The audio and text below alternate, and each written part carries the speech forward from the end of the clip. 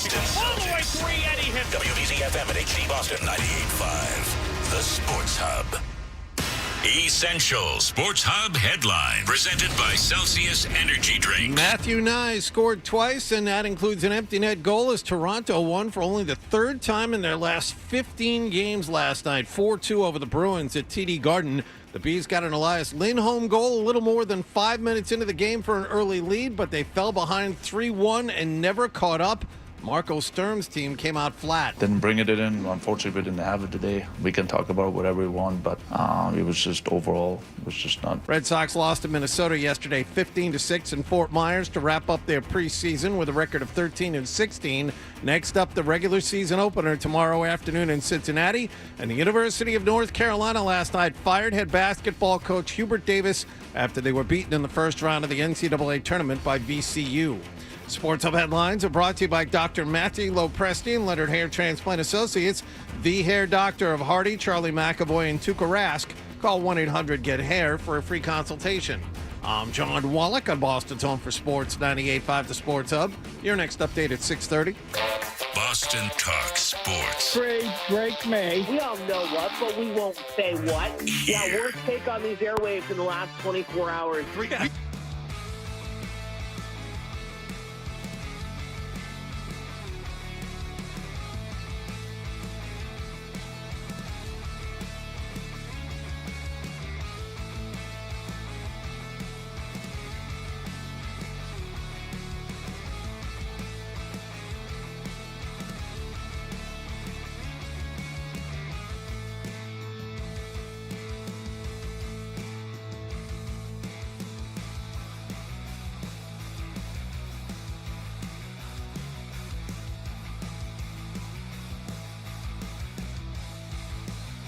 Put your finger in it when there's a million holes. On 98.5 The Sports Hub. Let's go.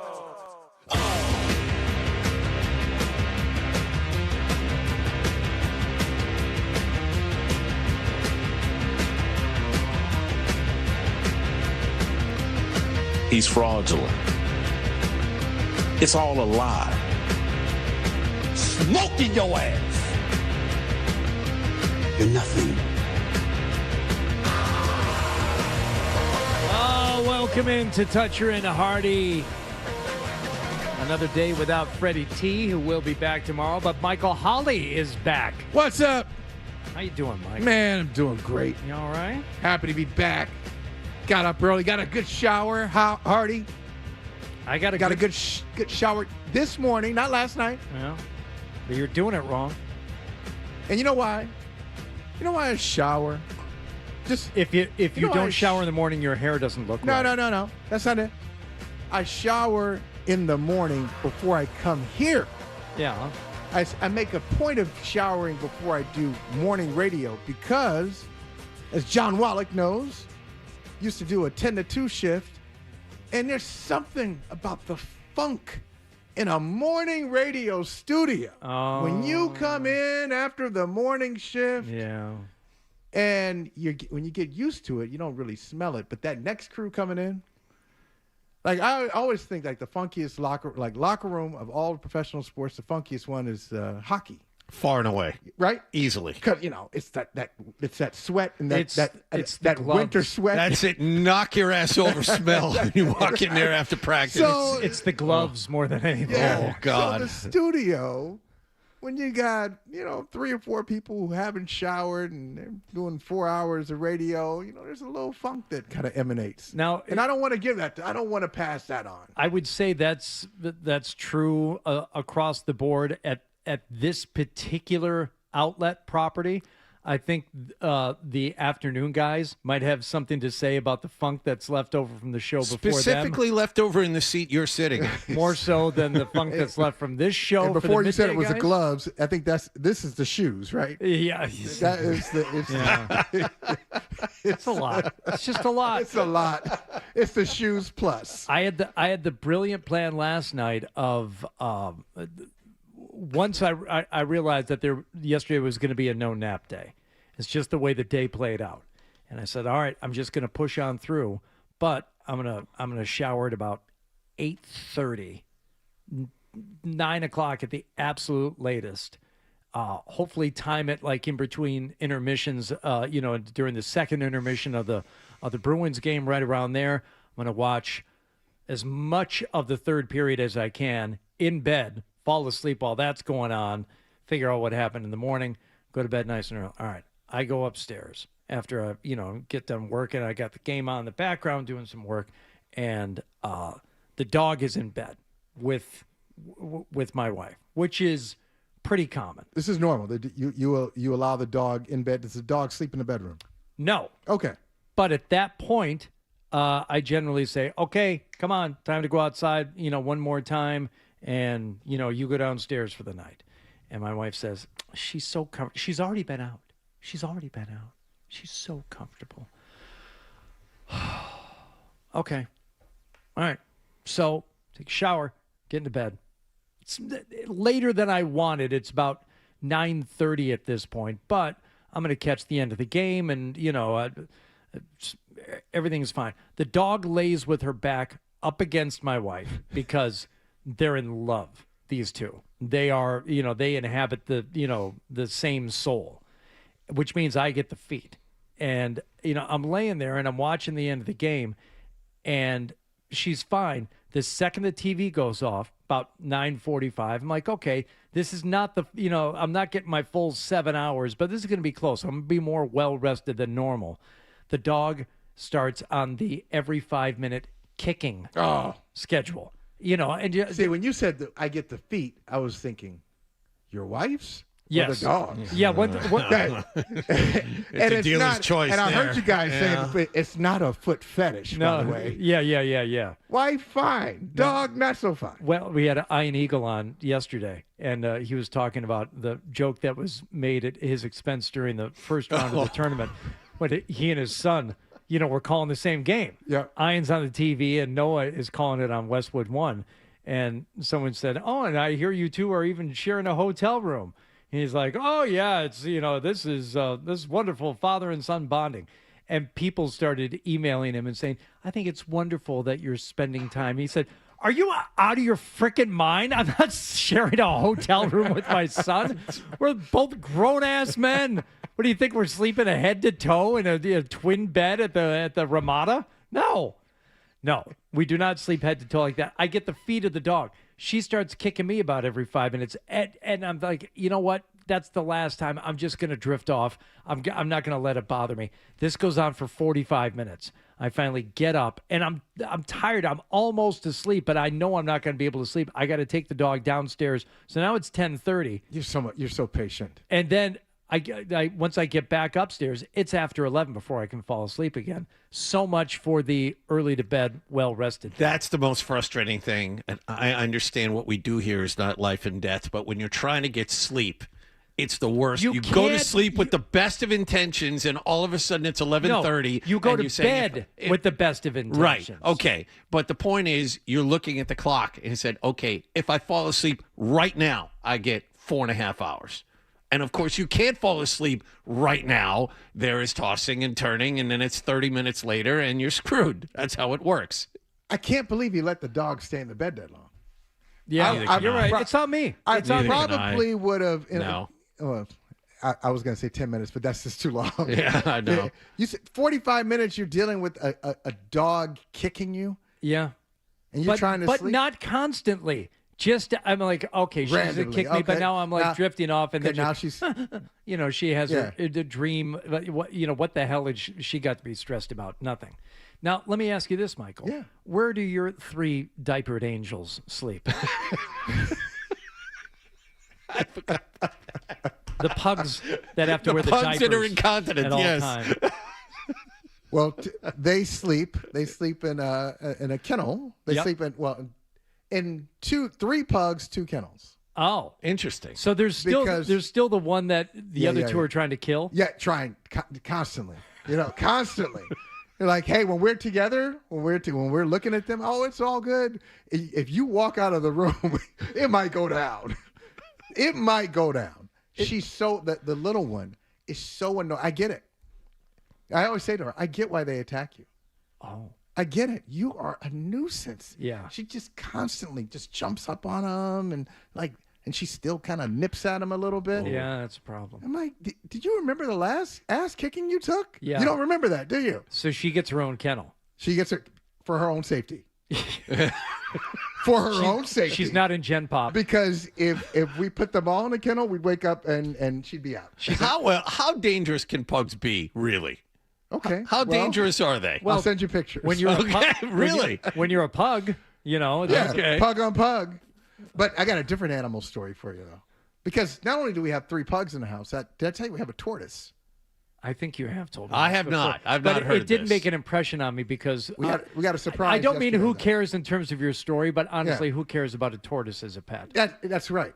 Most people. And it was my son, the middle one, asked for a tortoise for his 13th birthday. He's 15 now. All right. Okay. He asked for a turtle. He asked for a turtle for his 13th birthday. Please, please, please. Can I give a turtle? Please, please. I'm like, no, dude. You don't want, this is just a temporary thing. You don't want, please, please, please. Can I have a turtle? Can I have a turtle? Can I have a turtle for my birthday? For my birthday. We're not going to do that. Of course, my wife says, you know what? We should get him a turtle. We'll surprise him. We'll surprise him.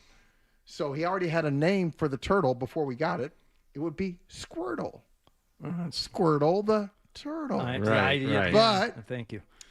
Thank you. Yeah, I wanted to get that. Make sure you Connecting got the that. dots there. Yeah. But we didn't get a turtle, we got a tortoise. So now we have Squirtle the tortoise. He was so happy. The night of his 13th birthday. Thank you so much. Can Squirtle sleep in my room? Well, sure. We'll get everything all ready. Yeah. 2 o'clock in the morning. I just can't take it. What? That night. Was he digging around in the? Yeah, exactly. I'm sorry. Can you take Squirtle out of my room? First night one. I said, okay. We know where this is going. This is not going to be his tortoise. No. This is going to be, and they live for a long time. Oh, Yeah, well, yeah. what kind of tortoise is it? It's a red-footed, Okay. whatever. And little thing. how long do they live? 50 years, 60 years. Oh, my God. Seriously. Oh, yeah. Does it? So- I'm just curious. Does the tortoise bring you or anyone in the family any joy? Yes, my wife. Okay. Why? What does the Because- tortoise do to bring your wife joy? Because she loves animals. She loves animals. So it's nothing specific to the No. tortoise. It's the fact that it's an animal. It could Yes, be a badger. It could be It's not an animal. It's a tortoise. It's- okay. it It is an could be animal. anything. It could be a mouse. It could be anything. So Dinosaur. she Yeah. takes care of it, and she makes sure. He's this is here it is. Make sure he's comfortable. We gotta get him a new. He doesn't have enough space. Is he warm enough? We should set that to about 77 degrees. Make sure he's warm. Make sure does he have water. Take care of him. So Squirtle, the other day, I hear this noise, almost like Squirtle is sneezing. This is not good. I've learned it's not good for a tortoise to have that sneezing sound. And we learned that Squirtle has a respiratory infection. Who'd you learn this from? Who's the tortoise expert? YouTube. That you went to? Yeah. Okay. YouTube. YouTube. All right. Of course. So we look around for someone who could see a tortoise. Oh man. Angel, right down the street. No. We want to hold on to the money a little bit. Yeah. So we find a place called the Odd Pet Vet. Oh, God. Where's that? Weymouth. Wait. South Weymouth. South Weymouth. You get to experience the joy of Route 3. Yes. That's South awesome. Weymouth. So we're going down in traffic. It was crazy. But this is what we learned. We had a big surprise yesterday. Squirtle is a girl. Oh, you had no idea. We didn't know. We thought Squirtle. So we kept saying he. And Yeah. my wife would talk to him. You're so handsome. She'd say, I said, you say that to Squirtle. I've never heard that. Maybe this is like the B. Arthur of tortoises. Yeah. You know, she was a very handsome woman. You're so handsome to Squirtle. Squirtle is a girl. So now we have What's going on with three girl pugs, a girl tortoise. Okay, what's going on with the respiratory infection? What's the All prognosis? Good. All good. Everything fine? Just get some antibiotics and we're good to go. What size is it? Like a terrarium that Yeah. Squirtle lives in? What size? 20-gallon, 40-gallon? What is it? I'd say about. Show me with your hands. Yeah. Like so. Yeah. And how big is Squirtle? Squirtle's like so. Wow. And Squirtle was like this. Does Squirtle when we ever got Squirtle 3 years ago? Does Squirtle ever like go out and like crawl around on the floor in the house? Got to be careful, because Squirtle will let it out. So you got to make sure. You got to make sure that's taken care of before. So, can't put a diaper on a tortoise. Now, very difficult. Can't diaper that tortoise, Wallach. You should ask the odd pet vet. Maybe it's a special order, but I'm sure they do. Fantastic, though. Okay. Now, you dodged a bullet by getting the tortoise instead of the turtle, because my wife came home when she was pregnant with our son. Apparently, she was in some type of nesting, nurturing phase. I'm not sure, but I was at work one day doing the show over in Brighton with Troop, right? And I get a call in the middle of the show, which is odd. Like, what? She goes, oh, well, Katie and I were downtown. Oh, boy. And we were walking around Chinatown, and we came home with the 2 cutest turtles. So, what? You did what? She bought 2 red-eared sliders on the street. Illegal. Not allowed to have them. You know, you're not supposed to be selling these things or doing anything with them. But she brought home these 2 turtles, and they're not much bigger than the size of silver dollars, you know, and in this tiny little plastic aquarium thing. And this is going to be the new pet to add to the household. Like, okay, great. By the time we get home, they have names. They have a spot already, but she's already picked out, we're going to need a larger aquarium for him. And I'm like, what are the names? Sam and Ben. Okay. Good. All right. Solid. Which were the names of the twins who lived next door, you know, and I guess in honor of them. And I get home and my wife is already, she's like, now, Sam, he's the smart one. You can tell because he's walking around. Now, Ben, he's a little shy, but you can tell he's got a quiet intelligence. And I'm like, let's go back to that patience thing you were just talking about. She loves animals too. You've really bonded with these things. It's like, it's the pregnancy. I can tell the hormones are just off the charts. It didn't take long for these things to grow into the slimiest, like dirtiest creatures you can own. Now, I'm sure Where'd you keep them? Kept them in the living room on this like big, back in the day, the first TVs you got, we weren't wall mounting floor those models. things. Yeah, but it was big like Zenith. It was like a 40-inch Panasonic rear projection HD. So it was probably like 8 inches thick, but it had to sit on this long, wide table. Oh, yeah. And they lived next to the TV over there, so they got a little sun from the window and all this stuff. I had to clean the turtle tank every week and make sure that everything was clean in there. Filthy, disgusting. And they could escape. They could actually get out of this thing, and they did every once in a while. And we lived with these things for years. I'm like, okay, they're bringing no joy to anybody. And because they live in the water, they prefer, their rocks and all this stuff. And I'm like, we got to get rid of these things. Good luck. The first thing I'm thinking is we're in Rossi. I'm like, I'll just take them down Jamaica Pond, And like Google will complete the search for you. Release turtle in J. And it's first like, do not release turtles into Jamaica Pond. You can't do that. All right. I won't do it. I found a guy who lives, I think it's here in Waltham. We got a turtle guy. He turned his backyard essentially into like a, no longer wanted reptile sanctuary. And he had like creeks and ponds and all this stuff. Wouldn't you love to be that guy's neighbor, huh? No.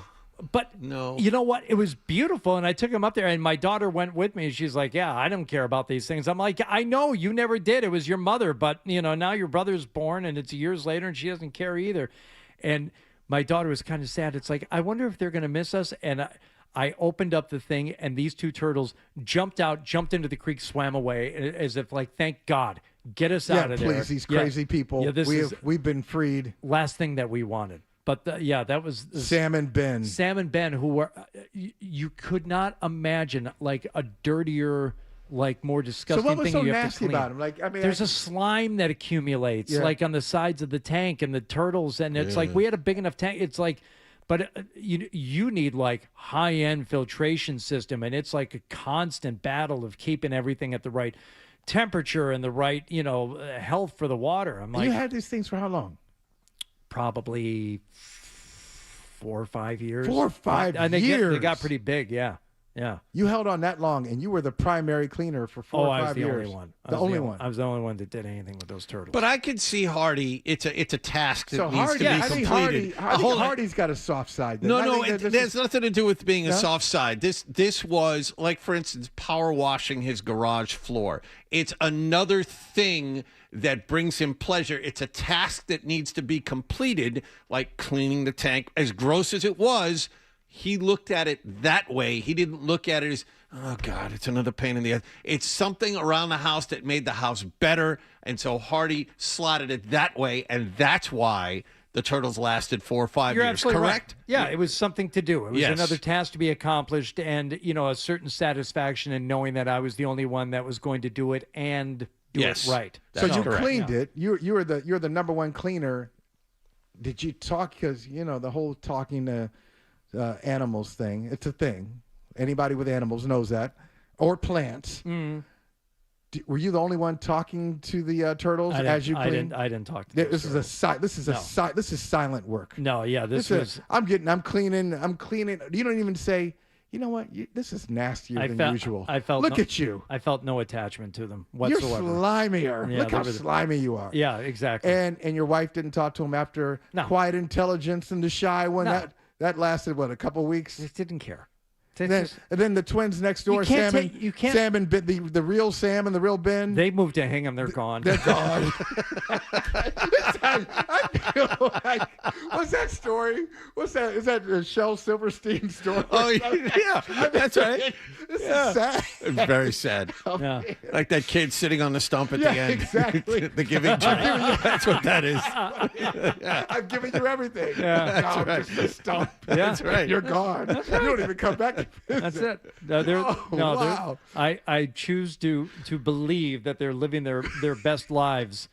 I'm pretty sure it's here in Waltham. I should look it up, see if that. You guy need still something else to clean, operates. Hardy. I mean, you. No, missed I that. got all kinds of stuff to clean. I've already power washed the garage floor once for this season. We'll have to do it again, post pollen. But it's already got the winter filth out of there. See, the garage will already do that for you. So you've cleaned the garage. The garage doesn't build up like slime in like a week or two. It will take a while. You need something active. Yard something work season is there you go. is nigh. Yeah, every It's week. very close. Every week we'll have stuff to do out there. Don't you worry.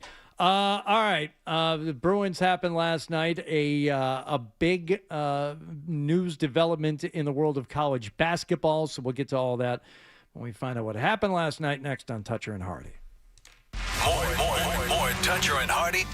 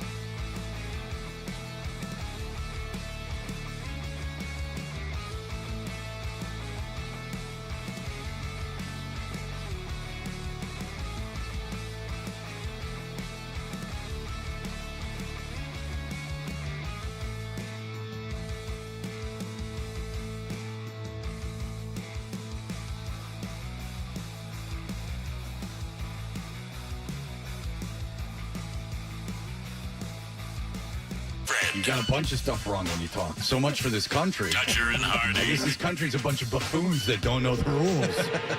You idiot. The Sports Hub. Did you catch the game last night?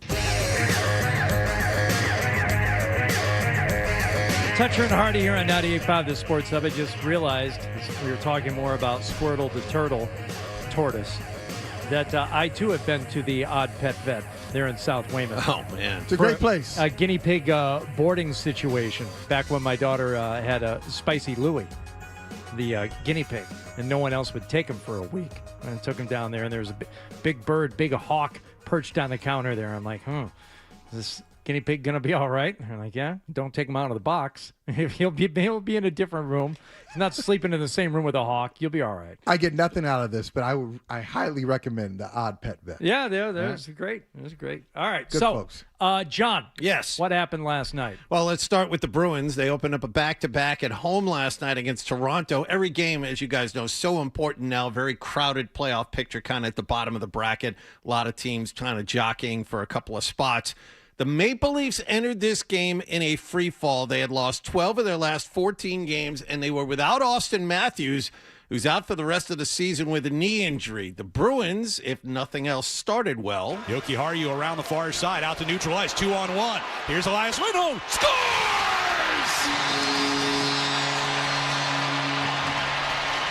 Lindholm rips it off the post and in, and the Bruins have a 1-0 lead. Elias Lindholm, his 14th goal of the season, 1-0. Bruins looked really good. However, after that, the Bruins had 3 power play chances, basically back-to-back-to-back in the second period, and instead of converting, they allowed a 2-on-1 chance and a pair of breakaways. Reichel trying to get it in front of his block. Tried to turn it back to the blue line. That was tipped, and now Lohrei has to hustle back as Nyes able to get around him and move in on the breakaway, and he scores. A short-handed goal by Matthew Nyes, and Toronto is drawn even.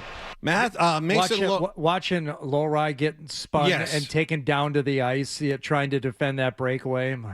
Yeah, I know. He's really, really good. Keep telling me. Mason Lohrei misplays a bouncing puck. He gets outskated by Matthew Nyes, who literally turns him around. 7:27 into the second.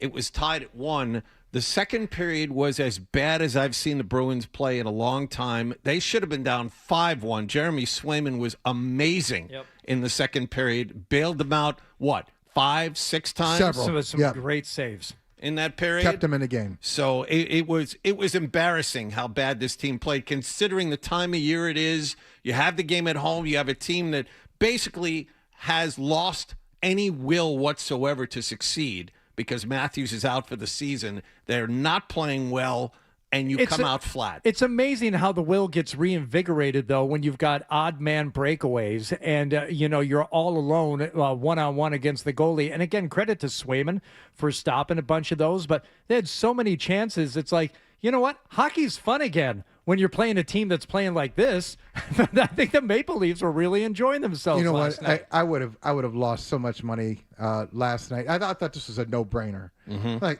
the Maple Leafs at the Garden, Jeremy Swayman ready to go. Auston Matthews out for the season.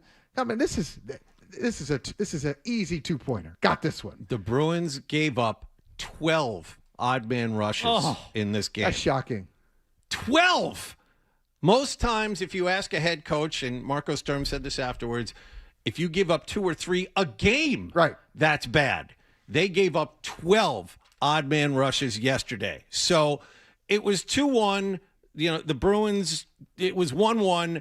Swayman's playing well. And then Nikita Zadorov decides to board John Tavares with the Bruins already down a man.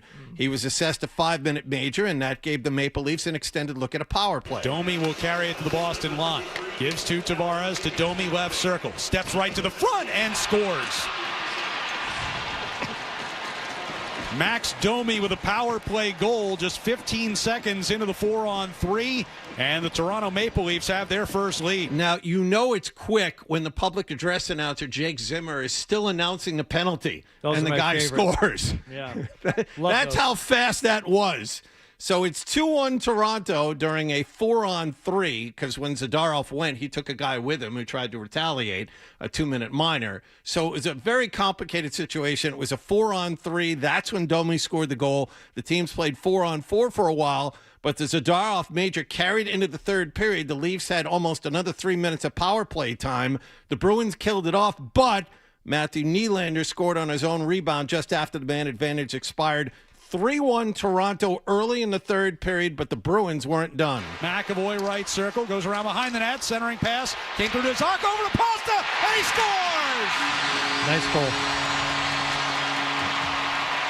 A power play goal, and the Bruins are back within one. It's going to be McAvoy who got the last touch on this one. McAvoy on a tip in front that made it 3-2, but despite a lot of chances, Anthony Stolarz great the rest of the way.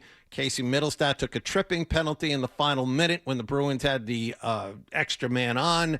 They pulled the goalie again to make it 5-on-5. Played the 5-on-5 with Swayman out. And then Knees scored again in the last minute.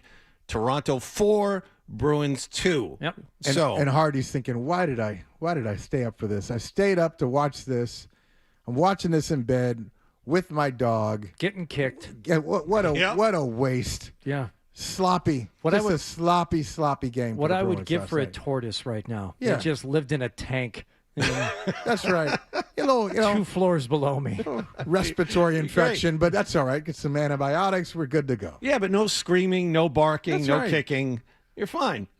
No, maybe a noise or two every now and then. The tripping penalty, was that on Middlestat? Yes. Yeah, that took away. You're watching that game. It was not going their way. It didn't really have any indication that they were going to score with Swayman pulled with the extra skater out there. But as soon as he took that penalty, I'm like, okay, let's start to wind down. You just shut your brain down. Like, okay, that's it. This is not happening. So the worst part is they're at first place Buffalo tonight on the second night of the back-to-back. Does that feel weird saying that? First place Buffalo, yes. Buffalo It feels very for the strange. first time in 20 years? Yeah, or 15 and you years? have Tampa Bay is parked in that division, and somehow they're second and Buffalo's first. Right. Quite amazing, actually. But if you think Buffalo's really about good, and so the way this thing goes, I thought it was a no-brainer that the Bruins would win last night. They take care of Toronto, and I thought they'd lose to Buffalo. It's probably the opposite. They probably go and beat Buffalo after this I loss don't to the know. Maple Leafs. I'm sure Marco Sturm had a screaming fit after the game was over. They looked awful in the game that mattered Don't wait until the game is over to have a screaming fit. I know. As you said, I know. 12 odd-man rushes. You have your screaming fit between the first and second period. Yep. And second and third. So they're in Buffalo tonight. Ryan and Bob have the face-off at 7:30 here on 98.5 The Sports Hub. There are a couple other things around this game. Of course, playoff position. Bruins only have 10 games left. They're 2 points behind Montreal for third in the division, 1 point ahead of Ottawa and the Islanders for the top wild card spot. Detroit's only 2 points back, but there is one piece of good news. The good news is the Bruins own the Maple Leafs' first-round draft pick this summer after the Brandon Carlo trade at the deadline last season. The top 5, the pick, however, is top 5 protected. So the Maple Leafs winning is actually a good thing. They have the 9th worst point total in the league. They're 4 points better than St. Louis, who is 5th worst. So there is a silver lining to this. Not what we would have liked, but the Bruins, at the moment, have a top 10 draft pick coming their way this summer. So in other words, John, you want them to be bad, but you don't want them to be so bad that you lose that valuable pick. Well, I mean, there was real worry. As I mentioned, Toronto's in a free fall. They had lost 12 out of 14 games. They had gotten points. There were some overtime losses in there, but still, they are racing towards the bottom of the standings. It was very much a possibility. It still is. And they have the math is they can't get it. It would be shocking if they got the first pick, right? Yes. Right. Yes. So Vancouver is pretty much retired that title this morning. So you just got to keep them out of the top 5, and if there's some crazy lottery spin on it, they could probably jump in at number 2 or number 3. I think the highest you can jump up is altogether 10 picks, but I think the rules are the NHL lottery is different than the NBA. So you lottery. just hope they stay where they are and you get a top 10 pick and you're good to go. By the way, Sturm after the game said that they needed to play better in front of Swayman. I would say start by being in front of Swayman. Forget about start by having some guys back, in between, that maple leaf with the puck, racing toward your goalie. Have a guy in between that guy and your goalie. Nikita, just start with positioning. Where you are on the ice. Nikita Zadorov, by the way, leads the NHL in penalty minutes, and he does for a reason. He took a 5-minute boarding penalty, and the second he got out of the penalty box, a 5-minute fighting major. Well, we were just flat. I mean, we had, we were just flat. I mean, didn't have emotions against Toronto Maple Leafs. That's on us for sure. Got to be better than that. I mean, it's important points for us at home, and to drop it like this, it's embarrassing. It would be better if you were on the ice to help. Yeah. That would be helpful. Tough to do when you're sitting out for essentially back-to-back 5-minute majors. Yeah, he had to answer for the boarding penalty. Tavares was, you guys saw it, Tavares close to the boards, had his head down, and Zadorov ran him right into it. He's lucky he didn't get seriously injured. So it was a 5-minute boarding penalty. And then Toronto, who had been criticized a couple of weeks before for not stepping up when Auston Matthews got hurt. Everyone skated away. No one responded when Matthews got hurt. Everyone was all over Zadorov after that play ended, so he was challenged immediately after he got out of the penalty box. He leads the league in penalty minutes, right? Do you look at Zadorov and say, all right, yeah, I get it, because he's kind of that important. Do you look at him as a tough guy, or do you look at him as somebody who's maybe, last night aside, which is probably some recklessness involved, do you accept the penalty minutes because you like what he brings to the ice? As a Bruins fan, how do you look at him?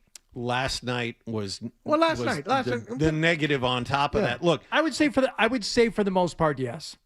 So it's worth it. You got to have but it's kind of like an old school NHL. Like that's not really how the league is. You now. still need that guy, though. You still need a guy like Zadorov, and it's not. The days of bringing on the legit enforcer and having him taking up a spot, even as a fourth line forward, you can't afford that anymore. Good teams are rolling 4 lines, and that there's legit skaters and scorers on each of those lines. But you absolutely do need a guy like that. You still need that guy to keep everybody honest. And you know what? Don Sweeney agrees with you, because he made a minor league trade not too long ago with Nashville. They brought in a guy who has, I think, 1 point all season. He's played 20 games, has 80 penalty minutes. I mean, he is a fighter. He plays for Providence now. He'll probably protect his kid Hagens now that he's there. That's why he's there. That may very well be. But they swung like a massive trade. They traded Nashville 3 minor leaguers for this guy. Right. I forget his name. But he's in Providence now, and he's there for a reason. Right. I saw it when it happened, and I didn't connect the dots, but that makes a lot of sense. They knew that Hagens was going to Providence. They want anybody touching this kid or even thinking about it, because if you do, you're going to have to deal with this monster we just brought up from Tennessee. All right, let's talk about Hagens in Providence. We'll do that next, and also some college basketball news as we continue after the headlines.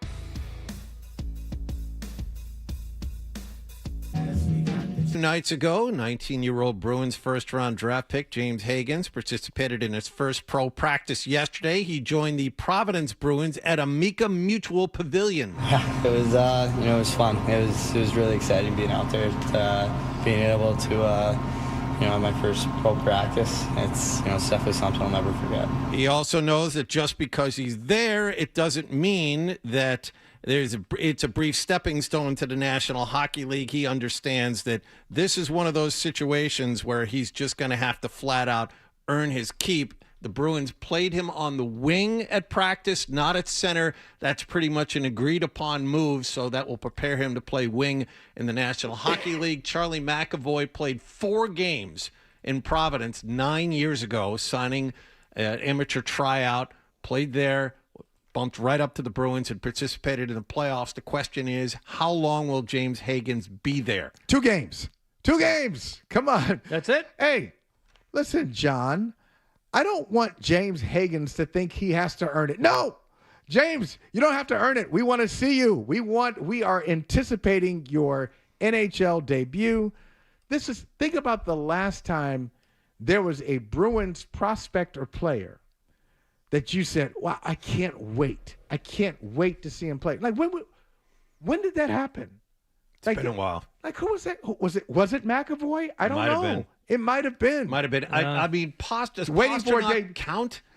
Not really, because I mean, he's shined in training camp. Yeah, they've and you been wanted so to see. Yeah, they've been so good and so Yeah. steady for so long. So how many years did you have? You had Bergeron, you had Marchand. You had these guys, and you had Chara. You had all these established NHL players. It's been a while since you had somebody, a top 10 pick, who you think can help the team right now, because I think he can. So, yeah, it's probably been about 10 years for Bruins fans to say, I can't wait to see that guy.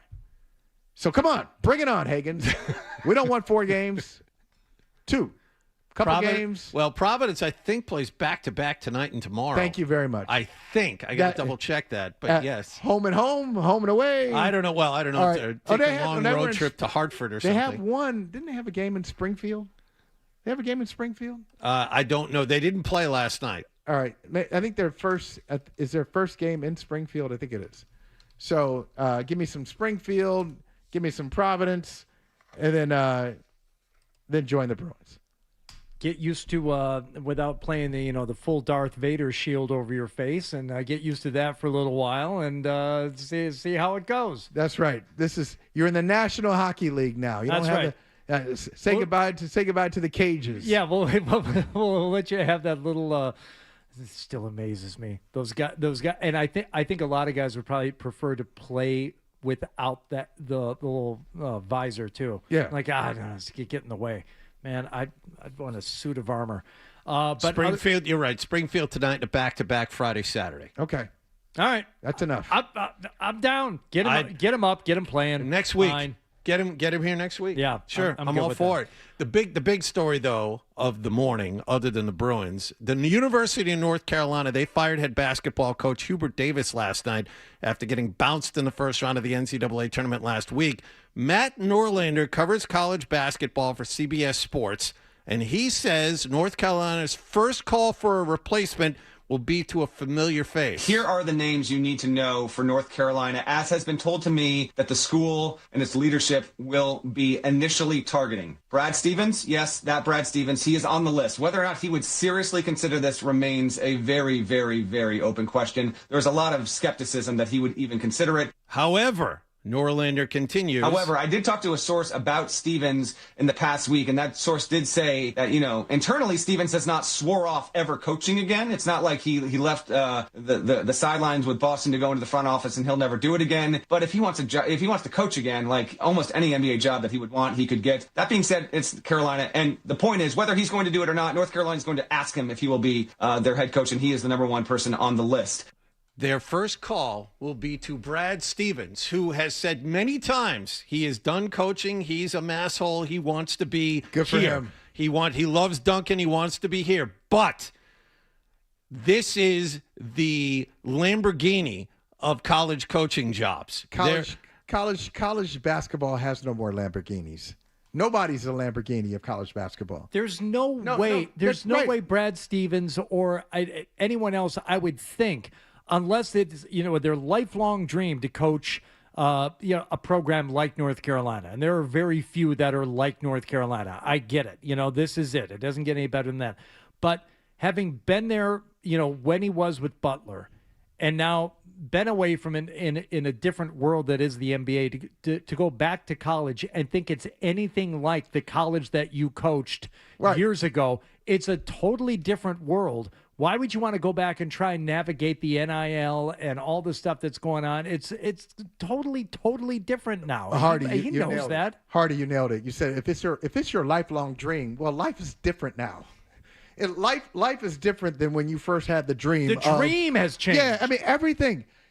I'm just going to ask off the top of your head. Now, Hubert Davis, they moved on. He lost in the first round 2 years in a row, so that's not going to fly in North Carolina. Just off the top of your head, what do you think his winning percentage was? Oh, God. Oh, it's insanely good. 75%. Yeah. 70%. He won 70% of his games. Right. Went to the national championship game. They beat Duke in the Final Four a couple of years ago. That was Coach K's last game. Yeah. Last game for Coach K, you put a loss on him. North Carolina, you want to talk about a dream for Carolina fans. But that was 5 years ago. Yeah. So they were an 8 seed. They go to the national championship game. They lose. They blew a lead. See, he got it. He got it for losing, not just losing the Virginia Commonwealth, but they had like a 19-point lead. Yeah. And they blow a game to VCU in the first round. But it's not worth it for anybody who has already had some success doing something else. Now, if you're a coach at Stetson, if you're a coach at BU, you're a coach at one of these mid-majors, and North Carolina calls, you say, oh, yeah, no, I'm taking it. But Brad Stevens has been in the pros. He's been in a national championship game as a coach in a different college basketball environment. Yep. He's been an NBA champion.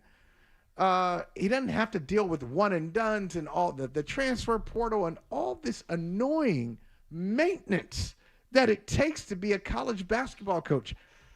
With that being said, you'd be a little nervous. You're still a little nervous that in the back of his mind, he's I don't even want him to pick up the phone, but he's probably going to pick up. I would think so. The other candidates, according to Matt Norlander, Arizona's Tommy Lloyd and Michigan's Dusty May are at the top of the list. Both of them are top seeds in this tournament, but there's a catch. The North Carolina Tar Heels have to pay off the amount of money left on Davis's contract, which is $5.3 million. Nothing. If and when Stevens says no, these other guys have huge buyouts. Lloyd's is $11 million. Then you have to pay him his new salary on top of that, and all of a sudden it's $10 to $20 million right off the bat. The school might not want to pay all of that because Bill Belichick's North Carolina football team is costing them between $16 and $20 million next year. And they're going to have to pay Bill not only for this year, but the year after when he won't be there. And they'll be paying Bill and the new coach. Can you guys imagine if North Carolina has Bill Belichick and Brad Stevens? Like, wait. Get out of here. That'd be great. Get out of here. You know what? And just very briefly, they have to be real careful. You ask Brad Stevens first, that's fine. You start going after other guys like Dusty May and whoever else. Who the Michigan head coach, the Iowa State head coach is also on their list. You don't want any of this to get out because these guys are probably pretty happy where they are. They're going to be less happy if they feel in any way their second or third choice. They got to do this not quietly, to mention get an idea of whether or not they're going to say yes before they put any type of a feeler out there that could become public. And not to mention all three of those guys are still playing. The last thing you want is that to get out during the tournaments. Right. But it is flattering to now. Listen, they got good taste because I'd say to this day, Brad Stevens hasn't coached in the NBA in what 4 years now? How many years? Is it 4 or 5 years? Well, don't forget, Udoka had, let's see, this is the third from Missoula. Udoka lasted 1, right? So it's been 4 or 5. Yeah. So he's still the top 5 coach in the NBA, even though he hasn't done it. And he would go into college basketball as the best coach.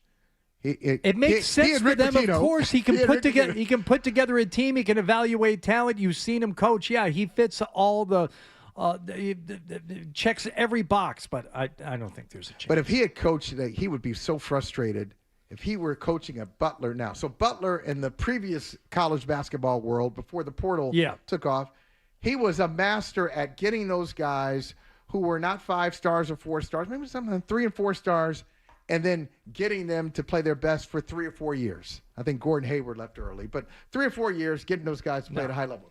Now you're not going to get that guy as a freshman, and here comes North Carolina, here comes Kansas. Oh yeah, lose your best player Arkansas, every year. Come with us. Forget it. All right, a game for Michael Holley. John, you can play too. Okay, it's something that I'm only excited because I want to see the look of initial joy on Michael's face when I tell him what the game is. All right. And then the game itself will probably be a huge letdown. So we'll do that next here on Toucher and Hardy.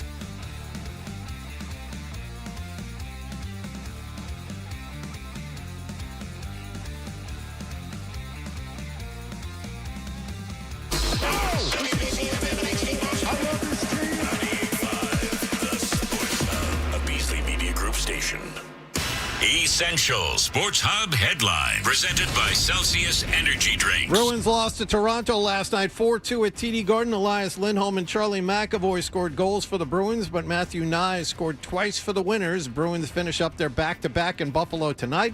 Ryan Johnston and Bob Beers have the pregame at 7 and the face-off at 7:30 here on 98.5 The Sports Hub. Celtics will entertain defending champion Oklahoma City tonight at TD Garden. Grandy and Max have the pregame at 7 and the tip-off at 7:30 over on 105.7 WROR. Red Sox closed down their preseason with a blowout loss to Minnesota in Fort Myers 15-6. Ranger Suarez gave up 8 runs in 4 1/3 innings in his final spring start.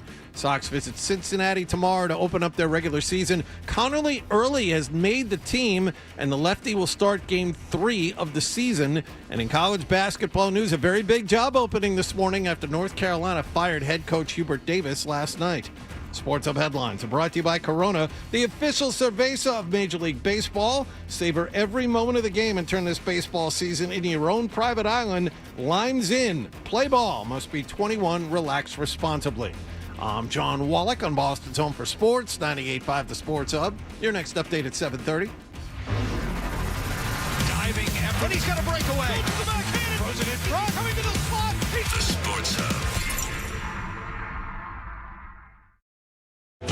And we're back. Toucher and Hardy on the Sports Hub. Which is Bang and Bling. It is Bang and Bling. Okay. Michael Holley is here on Toucher and Hardy on 98.5 The Sports Hub. Michael? Hardy? It's a pleasure to have you here as always. Always good to be here, Hardy. Wanted to do something special for you.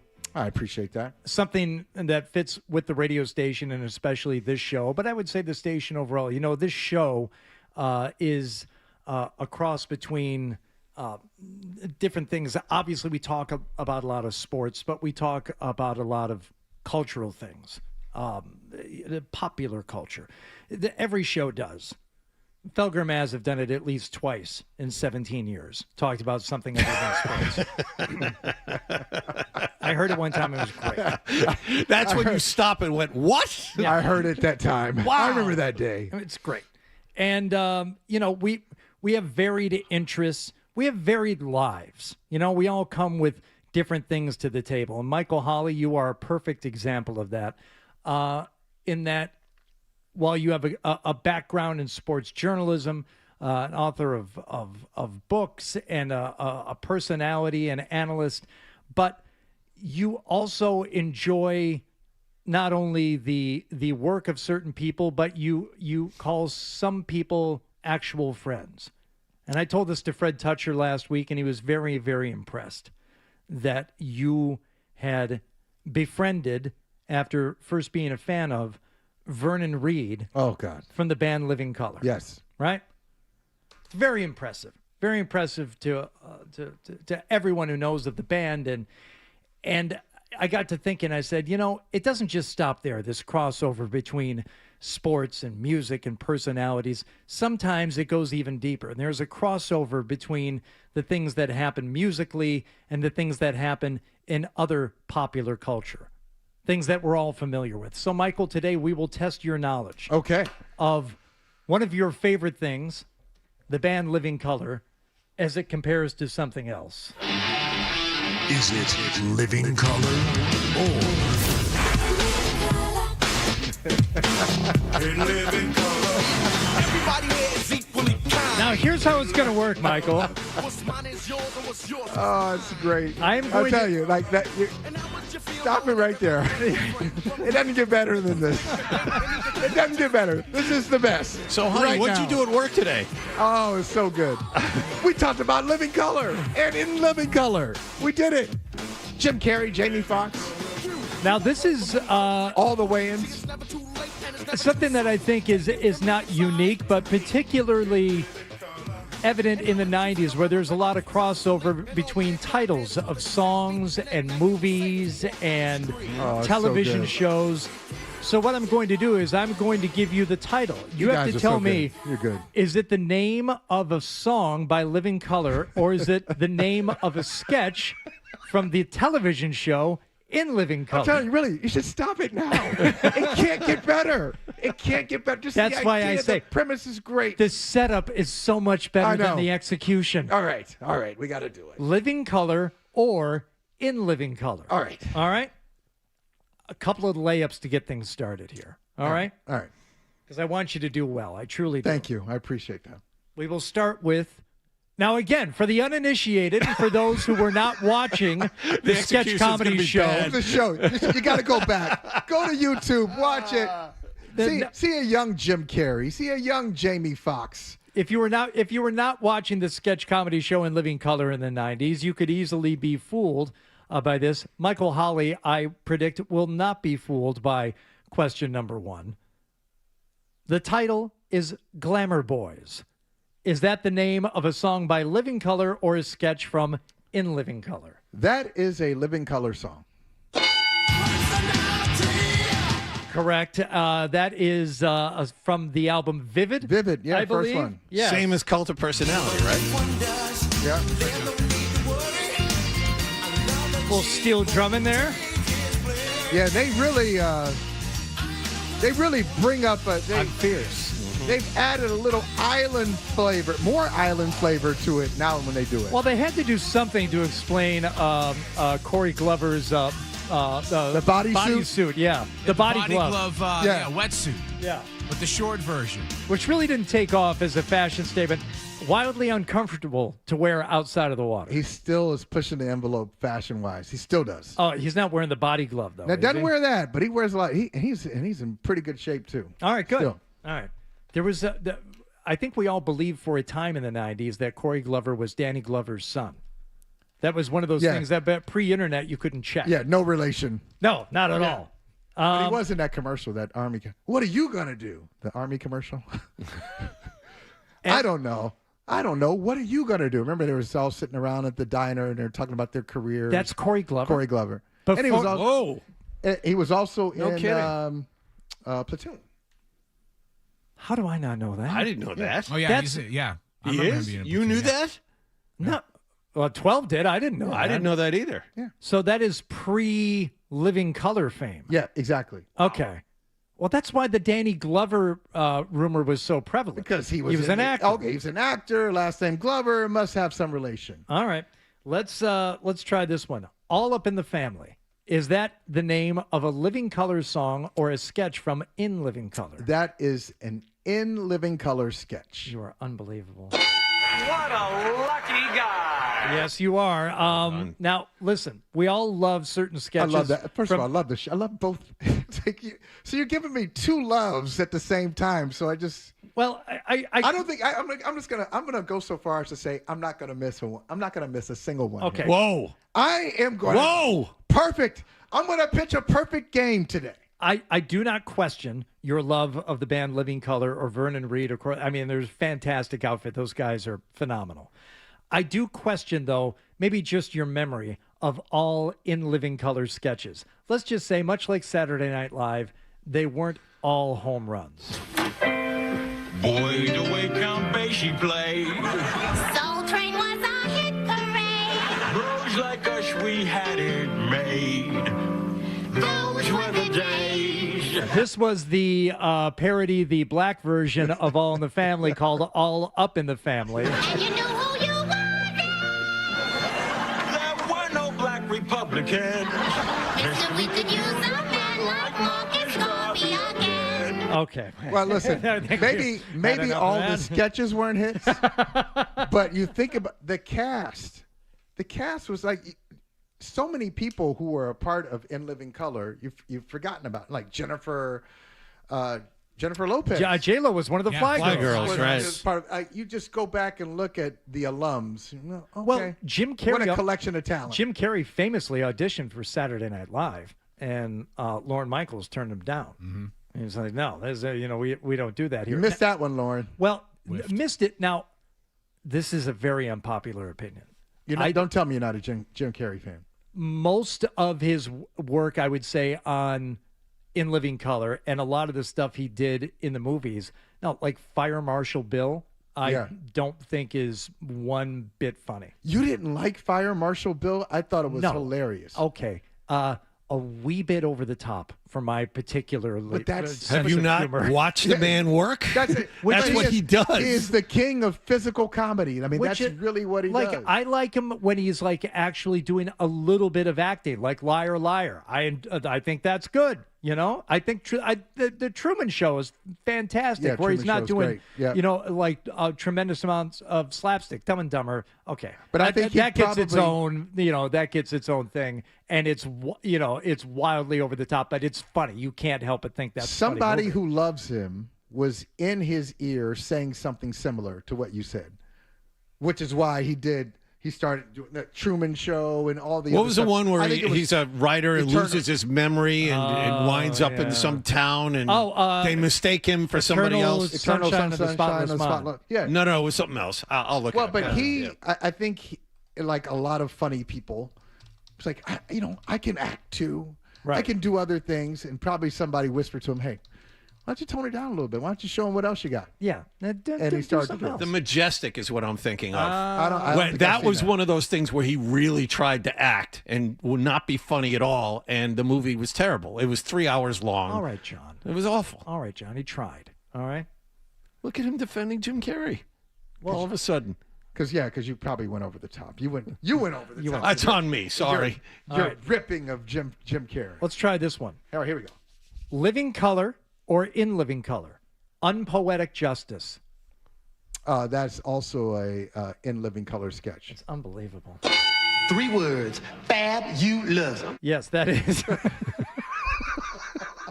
That stinger gets 2 snaps up in a circle. 3 words. 3 snaps in a Z formation. Unpoetic Justice is a parody of the 1993 film Poetic Justice, starring Janet Jackson and Tupac Shakur. Now, from the director of Boys in the Hood comes a film starring Janet Jackson as a singer who shouldn't try to do movies, and Tupac as a rapper whose mother named him after a cheap way to buy toilet paper. They were both looking for a little unpoetic justice. Get it? The two-pack, cheap way to buy toilet paper. Sure. They weren't all home runs. No, not every sketch on In Living Color. But the great thing about the show, they would go at everybody. Yes. Everybody. Yeah. So they went at Janet Jackson, and that one, I remember one when they went at Tracy Chapman. Remember this one? No. Fast Car. I don't remember that. So they was basically saying Tracy Chapman, she comes up with all her songs just by going to the hood, looking out the window, and just saying what you say. There's a man. The man's stealing a car. You know what? I never thought of it. She really is like that era's version of Billy Joel, where all the lyrics read like witness testimony. Yeah, it's like, hey, it's just right there. This happened. What's in there front it of is. you. There it is. Yeah. Oh, wait a minute. You can't take that. You can't steal that TV. Sergeant O'Leary's walking the beat. At night, he becomes a bartender. Yeah. Do you know where he works? Yes, Mr. Cacciatore's down in Sullivan Street. Where is that, sir? Across from the medical center. Yeah. Yeah, it's all very, very literal. Interesting. All right. Living Color or In Living Color? Who shot you? That is Living Color doing a little tribute to Biggie. Let me tell you something. That's right. Good Lord. And I am Brooklyn's finest. Come on, tell me. I got that as a cover. What a cover. Fire, man. Bonus points if you can tell me what album that's from. 2017. Yeah. I listened to it. I can't tell you the name of the album. The only thing we have to fear is... You guys see, the only thing you have to fear is getting it wrong. That is from Shade from 2017. Thank you. All right, here we go. Old Train. Old Train. Is that Living Color or In Living Color? Oh, now we're going deep. Oh, wait a minute. Now the perfect game. It's a 3-2 count. It's a 3-2 count, John. You already got one wrong. Your pressure's No, off. no, you said bonus. That was going You said for bonus. that. All right, You said bonus. Sketch. It's unbelievable. Old Train is a takeoff on Soul Train, where Don Cornelius is too old to be doing the job anymore. Good morning, everybody. Am I Ron O'Neill? Don Cornelius. Don Cornelius. And my guest today come all the way from Ethiopia. England. Ethiopia, England. But before we get to that, let's get to this. 5 Fine One Carnival. Fine Young Cannibal. That's right, Fine Young Cannibals. But Yes, that one I actually watched. It was That's pretty good. Yes, the Old Train. All right, so far, Michael Holley's run the table. Perfect, yeah. All right. Come on, give me one. Here's a heater. A heater is coming. I know 12. I know 12's got a knuckleball in his repertoire. I know it. I know it's coming. You know, In Living Color was a funny show. Funny Vibe. Is that the name of a sketch, or is that the name of a song by That's In Living awful. Color? That's also off the Vivid album. What a lucky guy. With Chuck D. Chuck D's on that song too. He's for Rita. Who's the bassist? What's the bassist name? In Oh, Living at Color? that time it was Muzz. It was Muzz Skillings. Unbelievable. All right, you want one more? Yeah, give me another one. Little Miss Trouble. This is to complete the perfect game. So first of all, the bassist at the time was Muzz Skillings. Bassist now is Doug Wimbish. Uh-huh. Who, Doug is the one who invited me on the bus and all this stuff. Great guy. That's a sketch. I don't know what to do other than to say 3 words. Fabulous. Yeah, that's all I can say. And again, not a home run in this. See, nuts, young lady. If I hear one more of your outrageous stories, I'm going to have to call your mother. What did you say, Bubble Butt? What did you say? I said, gosh, I can't wait to see King Tut. It's not great, but, the Living Color music is all fantastic. Well done, Michael Holley. 1, 2, 3, 4, 5, 6, 7 for 7. I enjoyed that more than anything I've ever done. Ever. Anywhere. Not just here at the Sports Hub. Anywhere. Really? I mean, there's getting married, there's the birth of my kids, and there's this. And the pugs.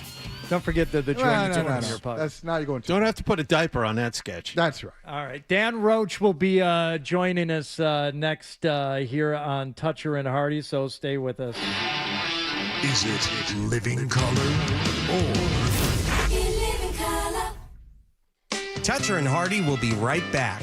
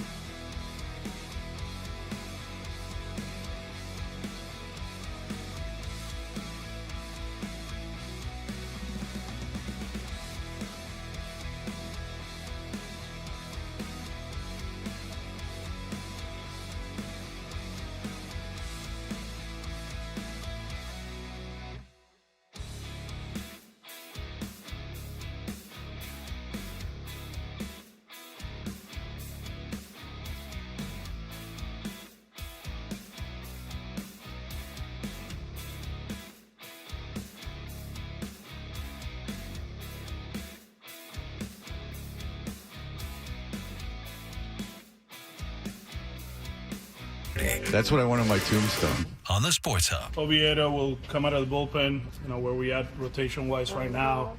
It makes sense to have him. Most likely piggyback somebody the first 2 times around, and then we'll reassess the situation and early starting game 3.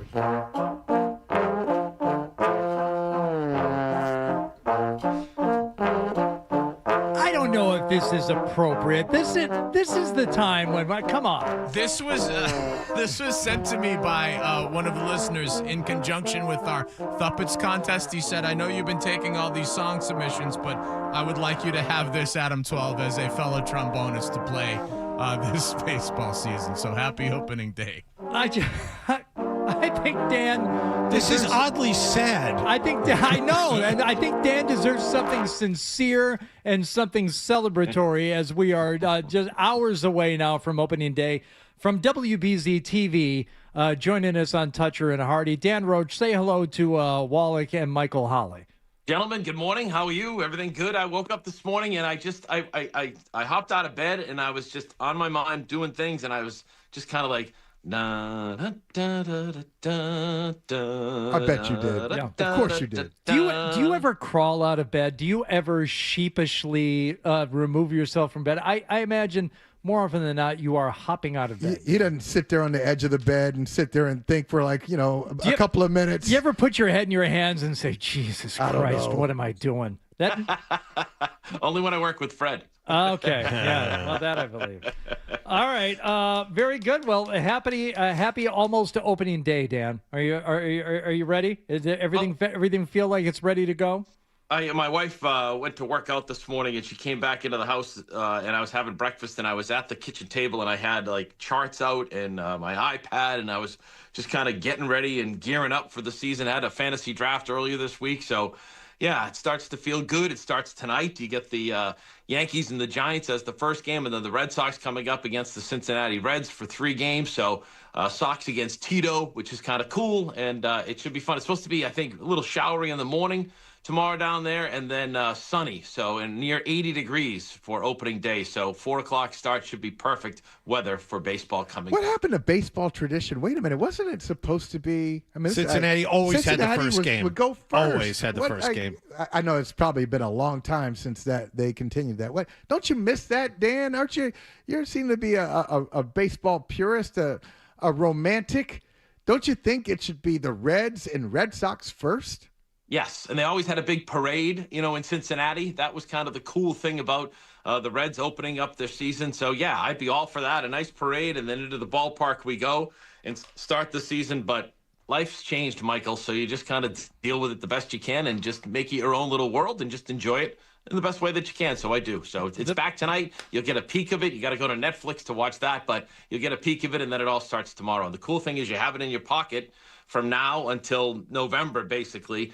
Every single day you get a chance to listen to or watch a baseball game, which is kind of nice to bring with you all summer long. As far as I know, it still is, but up until a few years ago, the parade as part of opening day was still a tradition very much alive for Parkway Little League, because my son in his first year participated in the parade. Natick too, same thing. Yeah, this is with when he was playing t-ball, little kid. Yep. So they got their hats on, they got their shirts on, and we're marching down the street. We get to the field, and they're like, "Are we going to play?" I'm like, "Oh, no."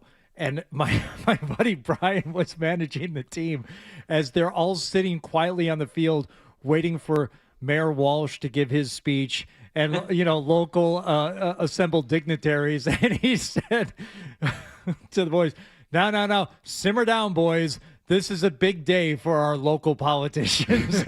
We have to let them have their moment in the sun. Like, we just want to smack the ball off the tee. Nah, that doesn't happen today. It's just the parade and speeches. Like, oh, my God. Nothing better than tiring out an 8-year-old and then making him sit for 45 minutes after he's sit there and listen. It's really great. They're supposed to be inspiring. I know. These kids are like, would you just shut up? We play baseball. Shut up, boys. This isn't about you. Yeah. This is about them. Well, that goes hand in hand with my wife. Used to always complain because both my kids played softball, baseball, all growing up. And my wife would always say, which people thought that I'd want to sit through 6 games on Mother's Day, that was my Mother's Day gift. Like, she goes, and all the dads think it's the greatest day in the world. Come on, honey, we're going Mother's Day down at the field. And my wife would be like, Can you just take me out to breakfast and have myself a nice shopping day or something like that? No. Hey. You had to play baseball or softball all day. I would say for every Mother's Day sporting event my wife had to attend, I had to attend a dance recital on Father's Day, which also coincided a couple of weekends with the monster trucks at Gillette Stadium, which I unironically wanted to attend and couldn't because I was at a ballet recital. So there. We've all been there, exactly. Yeah. All right. Rotation. A little bit of news with what the Sox have coming up. Dan, what do you think about the developments? Well, I think the biggest development or the cool development for Red Sox fans is to watch what happened, in October when Connolly Early gave everything he had against Cam Schlittler in that Game 3 Yankee Stadium. I think that's what everybody saw and wanted and said, wow, look at the potential of this kid. And you talk to anybody about around the Red Sox and they were all like, Connolly Early is legit. I'd throw him anytime, anywhere, any situation. He's got great makeup, great composure. And Alex Cora, and I think the baseball ops people came to the conclusion that he would be a good choice to put into this rotation. So you're going to see it early. They're going to go Crochet, Gray, and then they're going to go Connolly Early. And then Ranger Suarez is coming off the WBC and needs maybe some more buildup. He's not going to pitch until Sunday, and then he'll be back-to-back with Oviedo, the kid they picked up from Pittsburgh. And along that lines, WBC, Bayo has pitched a relatively good amount of innings, so he's going to be that fifth starter filling out. So that's the strength of this team, and you got a glimpse of it early with what Cora was saying yesterday. They're going to have starting pitching, and that's going to be their plus when it comes to what they're able to do in 2026. And it starts with Crochet, and it continues all the way through a nice compliment in Gray. And then we'll see what Connolly Early is made of. I'm looking forward to watching the kid because he certainly looks special every time we've seen him in a Red Sox uniform. Dan, should we worry that both Crochet a few days ago and Suarez yesterday did not look good in their final spring starts? You can take it, either way. I always like your ace, John. Like I always think of Kurt Schilling and they always seem to pitch very well and be ready to go in spring training. The fact that Crochet had a little bit of hiccup, maybe that's a little bit of a concern just because you got to see now if he can handle the innings workload coming off handling it for the first time. Can he back that up? Usually the second year they do. So I think that's maybe not as much to worry about. Ranger Suarez is a veteran. He's a finesse type of pitcher, needs to get his stuff down. So I don't worry about him. I think both will be fine. What I worry about a little bit is the bullpen. And Alex Cora has showed some concern just how deep it's going to be. They're going to carry this kid, Ryan Watson, the Rule 5 draft pick. You're concerned about him in the back end of the bullpen. Do they have enough depth? They can certainly bring up Peyton Tolley and use him in the bullpen if they need to, but they don't want to. So maybe, to me, the bullpen is maybe the biggest concern if you look at overall at this team. And, of course, scoring runs will be an issue to see how this offense comes together. All right, let's talk hype here for a second. I mean, the Red Sox, unlike a lot of franchises in Major League Baseball, are good at hyping their prospects. We've heard it over the years, and sometimes it works out. Nomar was hyped by Dan Duquette, who loved him, wanted to adopt him, and Nomar was the goods. Roman Anthony, Christian Campbell, and Marcelo Meyer were all hyped, but it looks like Anthony is that guy. I've seen some people even predict bold predictions that he's going to be the AL MVP. Tell me about Roman Anthony. Do you think he is ready for that type of all-star level at 21 years old, or would you tell people to pump the brakes a little bit on their Roman Anthony love? Yeah, normally I would, Michael, but I don't know. It's just one of these weird things. It's more so in the game of baseball than outside of the game of baseball, and people just kind of watching and trying to hype. It's in the game. The talent evaluators, the scouts, they all say the same thing, that this kid is a sure thing, franchise-type player, and he's going to be the face of baseball. And we got a glimpse of that in the World Baseball Classic, just to how good he's going to be. He was hitting seventh in a great lineup, and all the players show a huge amount of respect for him. And all people say is he's got the ability to keep his swing level and keep that bat in the zone longer than other players. So he has the ability to hit the ball better and harder than other players in the game. They think that this kid is a surefire, can't-miss kid. So I think you got to look at it and say, well, if all the baseball evaluators feel this way, then I think maybe this kid is worth the hype. He's got that star look to him at just 21 years old. He looks like a young Ted Williams or a Carl Yastrzemski, and I think that's what kind of excites you about this kid. I've never heard a bad word said about him. I've never heard a bad word said about his game that he brings, other than, he had that hiccup in defense to start last year, but he just seems to be like ready for the big stage. So I think the hype belongs there. And again, you look at how many prospects make it, it's kind of difficult to come out and be that guy. But I think a lot of people feel like he is legit. So, yeah, I think when the Red Sox dealt Devers, like it or not, they just kind of proclaimed that Roman Anthony is now going to be your face of the franchise. I'm not worried about Roman Anthony. I am worried about Marcelo Meyer a little bit. I mean, they're not going to play him against lefties. He's playing out of position because there's just no room for him anywhere else. They're going to put him at second base. But it just seems like he's been knocking on the door now for a couple of years, and he just can't find a way to get a full-time role on this team. Well, he can't stay healthy. John, that's the big thing with him. I don't think he's played in 100 games since, coming into even the minor leagues, going back to 2020. By the way, another red flag. Yeah, it's a big red flag. He's just had various ailments along the way, and it's something to be concerned about. But I think they're going to give him every opportunity. Alex Cora has been particularly hard on him through the media and just behind the scenes, that they feel he needs to grow up a little bit and take it a little bit more seriously. Just don't use your God-given talent, which he has a lot of. I think the Red Sox and Cora have sent him a message. Even Story talked about it. Alex Spear had a nice article in the Globe about it, talking about how they want him to be there early at the ballpark, go through his routines, get his wrist worked on, and then start his stretching, start his hitting, start everything to be ready for team drills. And that took a lot this spring training. So maybe they need him to grow up pretty quickly. So they need him to stay healthy. They need him to be ready to go. He's a key part of this team.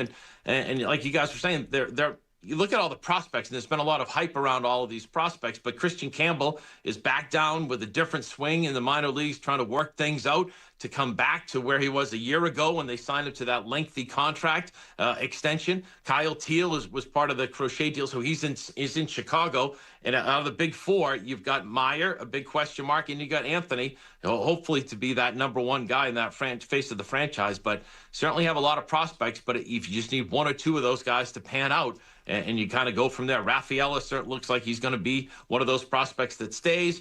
Duran, one of those too. So they've got a good amount, and now they've got a lot of pitching in their system too, so that's good. Most importantly, Dan, I don't know if you've had a chance to check it out yet or not, but among the new offerings at Fenway Park this season, Lobster Poutine.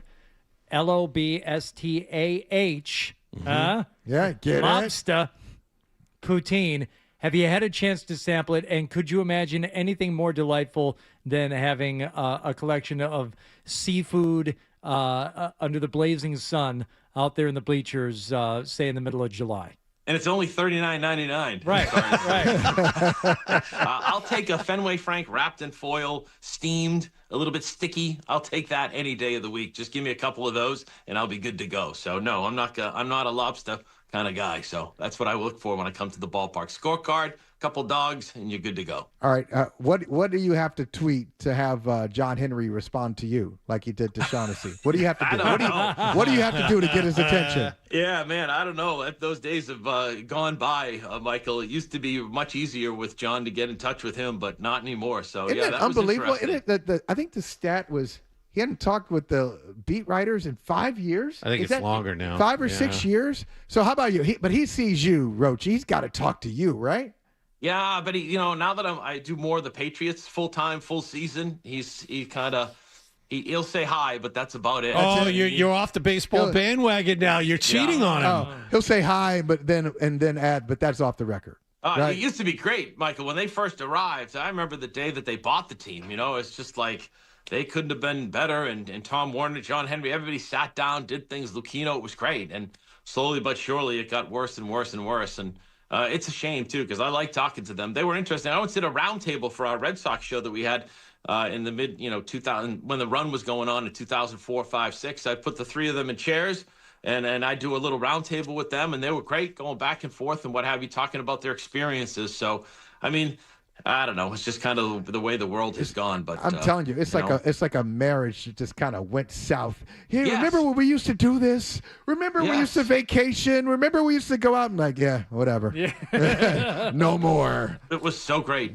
But Yeah, they were. those They days would have talk. gone. They would ask you, "Hey, you need anything?" Yeah. Yep. Hey, you could get them at any interviews, whatever you needed. But Right, in 04, we had World Series. Remember they had the World Series? They had lobster rolls for the media dining and all that kind of stuff. And you said, Nope. get that out of here. I want a hot dog.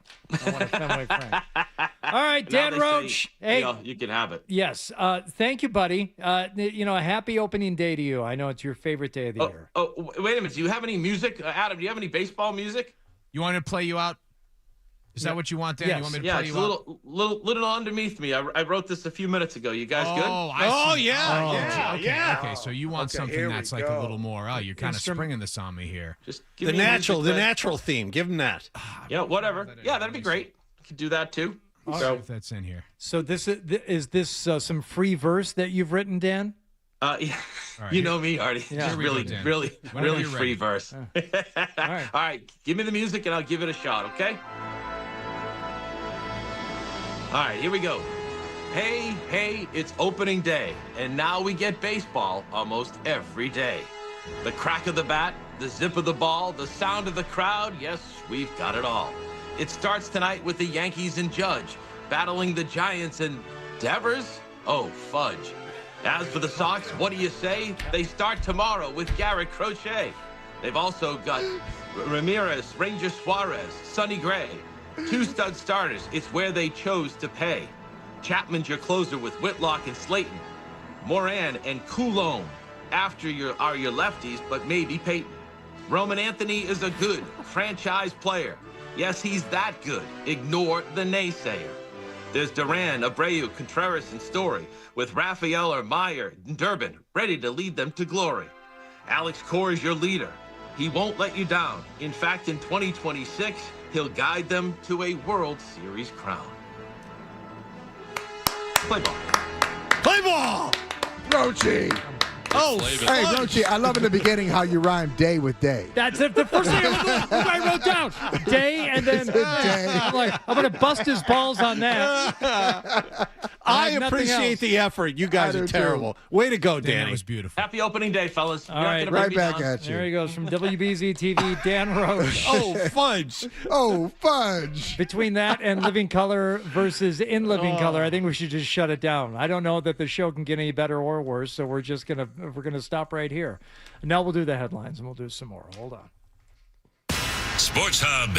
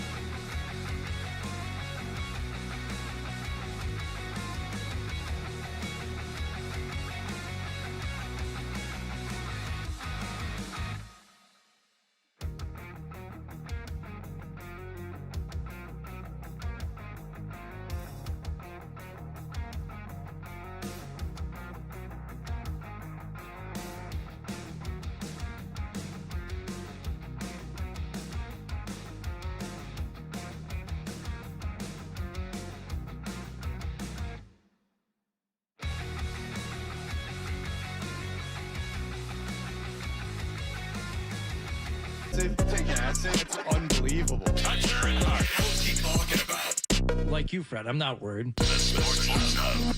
It's just our nature to, automatically push back on, anything that's just stated as fact in the form of an opinion or vice versa. He said after our fantastic game, Living Color or In Living Color, which, by the way, you didn't get any wrong. So I didn't get a chance to play any of the wrong buzzers, which I was very proud of. Totally dissed, homie. I didn't get a chance to play any of those for you. But Michael Holley said, with regard to sketch comedy and Saturday Night Live, he said the biggest stars from Saturday Night Live did their best work after they left Saturday Night Live. Yes. So my immediate pushback was like, whoa. There's a lot of people left and never did anything. And then I remembered you said the biggest stars from Saturday Night Live did their best work after they left Saturday Night Live. And your first example was Eddie Murphy. Eddie Murphy. Who was fantastic on Saturday Night Live. He was great on Saturday Night Live, but he was free. He was free when he left the show. He just took Beverly off. Hills Cop, everything. 48 Hours, Raw, Trading Places, Raw. I think it's the last time he did. That was probably his last stand-up. I think right? that was his last stand-up. Yes. Yeah. Now, listen. For some, I understand it didn't age that well. For some controversial parts of it, but there's some parts that still crush today. There may be more problems in Delirious than in Raw.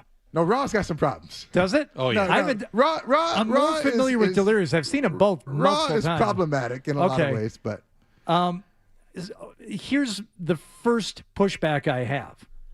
Kristen Wiig, who was an absolute star on Saturday Night Live. Yeah. You don't Beyond think she's that, a star now? Bridesmaids. What else? Not much. Now, John said, oh, I'm trying to find she this. had a role in The Martian. Yes. Yeah. I thought she was good at it. Homie, don't play that. No, I do not. And you know what, John? Shame on you. We're having a serious conversation.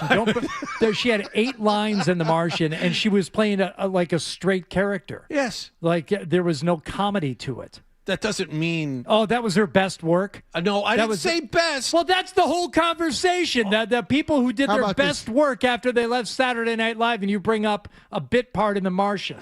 Jesus. Despicable Me 3? No. All right. No. Who's worse, me or that? No, I was trying to think of this series, and I found it. The series, I was saying this to Hardy, she did the series, and she produced it and co-wrote it. She produced and starred in Palm Royale. It's actually a pretty good series. Okay. 2 or 3 seasons, good stuff. I think it's not like the big thing, but if you look at the body of work, I think she's been sneaky productive. Okay. All right. Since leaving Saturday Night Live. Let me give you another one. Phil Hartman. Would you consider him a big star from Saturday Night Live? I wouldn't. Because you got to go era, right? You got to go. It's like sports. Okay. You got to say, was he the best guy of his cohort? No. Has Tina Fey done her best work post Saturday Night Live? Probably. What? Tina Fey, because she does everything. She's still What's she do? She does everything. Oh, okay. Tell me. A lot. Other than 30 Rock, tell me. You just caught me flat-footed here. Yeah, I know. Because I don't have my cheat sheet in front of me. But I would say, is Tina Fey still relevant in 2026? I'd say yes. Tell me why. Well, she just hosted the launch of the UK version of SNL. She was the first. First host back on SNL, doing her best work. That hurts me. Fair. That hurts the case. Yes. Here's another one. Chris Farley. Did he do his best work post SNL? Tommy Boy's fantastic. Tommy Boy's iconic. Hey, if you think of Tommy Boy, might be enough. That he might get the Gale Sayers Award. It's a short career. It was short but brilliant. And it's unfair because he died young. But I mean, I'll give you Will Ferrell, Eddie Murphy, Bill Murray, even Dan Aykroyd and Dana Carvey. I'll give you all those. But to say that everybody did their best work post SNL, I'd say they're biggest stars. I push Because back. I would say the reason I'm still going to say the biggest stars were better away from SNL because there are still restrictions. You're still dealing with linear TV. You're still dealing with executives at NBC who will allow some leeway, but at some point, if you want to really push it, I'm like, oh, no. We can't go that far. And I think they do creative projects outside of Saturday Night Live where they say, all right, I don't have anybody kind of over me saying, no, that's too much. Okay, I'm just saying you made an across-the-board blanket statement, and I gave you 3 that you really can't refute. Well, but Phil Hartman is, with all respect to the Hartman family, Phil Hartman is not on the level of some of those other guys you mentioned. Wig, Fay, Farley. I'll stand by those 3. Well, Farley's different. Farley, different category. Major stars. No, yes, major stars, but who did their best work on SNL? Not afterward. What is the best work Kristen Wiig did on SNL? The best thing you saw, the best thing you remember. I mean, I loved her as the Target lady. I loved her with the little hands girl in the Denise. Denise, yeah. Denise. Okay, was that better than Bridesmaids? No. No, I say it was. Kristen Wiig is for me a top 5 all-time cast member. Period on SNL. Like everything she touched was gold on that show. Yeah, every time she was on screen. The aunt that can't keep the secret. That was a fantastic character. So see there. I see the difference. I see the disconnect here. So you've got her in the top 5. I got her in the top 20. Oh boy, I think she's great. Yeah. But you've got Kristen Wiig as only as a top 20 cast member. But what a compliment! You know how many great people have been on Saturday Night Live? To be in the top 20 is she's easily top 10. If we so she's top 10 easily top. But 10. top 10 and top 5 is different. Top 5 is that's a tier. That's a special category. So. He's got her top 5. If I said top 10, okay. Well, you're putting all these parameters on it now. I didn't know we were only talking about the biggest 5 stars to come out of SNL. Where's Phil Hartman doesn't make your top 20? You mentioned Phil Hartman. Are we doing 5 or 10? 10. Okay. 15. 20. 25 he didn't make it. Then I still have 3 in there. Okay. All right. Let's keep going here with But Chris some of the Forsberg. stuff I don't know, by the way. Some of the stuff that might be cool, I don't know it. Like Barb and Star go to Vista Del Mar. Is that cool? I don't know that one. It's not memorable. I don't know. No? That one. Okay. Chris Forsberg is here. He will join us next on Toucher and Hardy after the headlines. Toucher and Hardy, 98.5.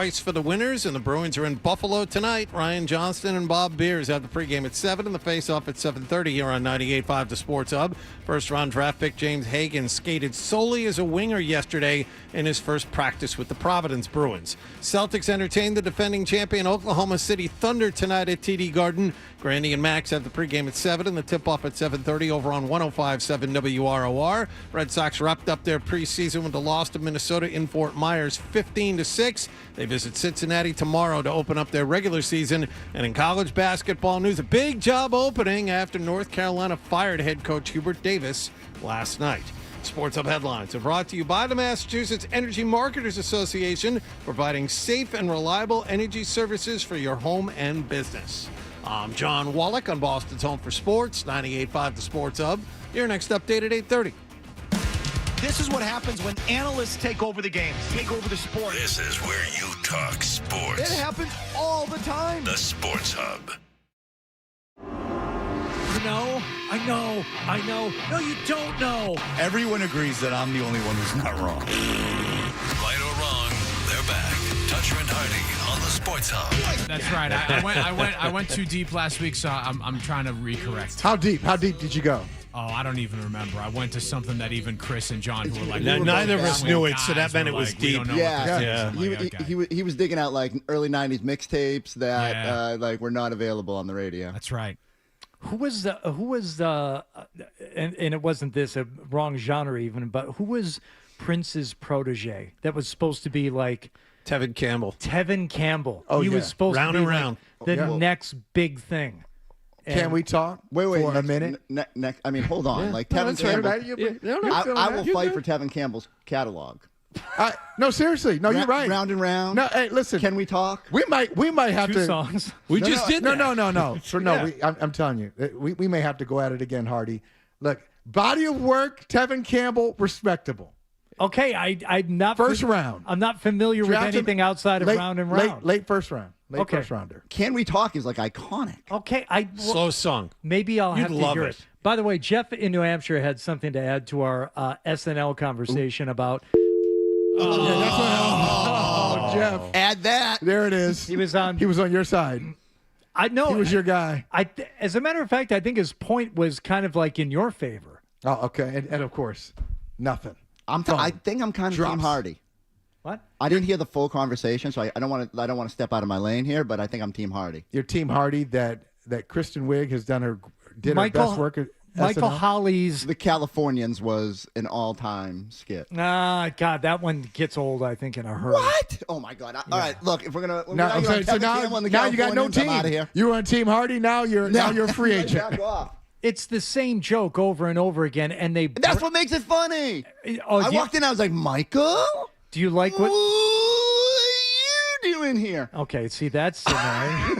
That was freaky right there. No, that was weird annoying. to see from a distance. That was very strange. And also, they constantly break during it. That's the funniest part. Oh, you're such a simpleton. Well, I had no am. idea you were such a simp. Horatio Sands and Jimmy Fallon being unable to keep it together. Bill Hader, did he make it through any skit? Wait a minute. Jimmy Fallon broke during a skit? Yeah, Stop. Shocking. How about really? How about Jimmy Fallon? Better career post SNL? No, I don't even want to talk about career. Jimmy Fallon. But do you? Do you think? Would he have a better Line career? to line.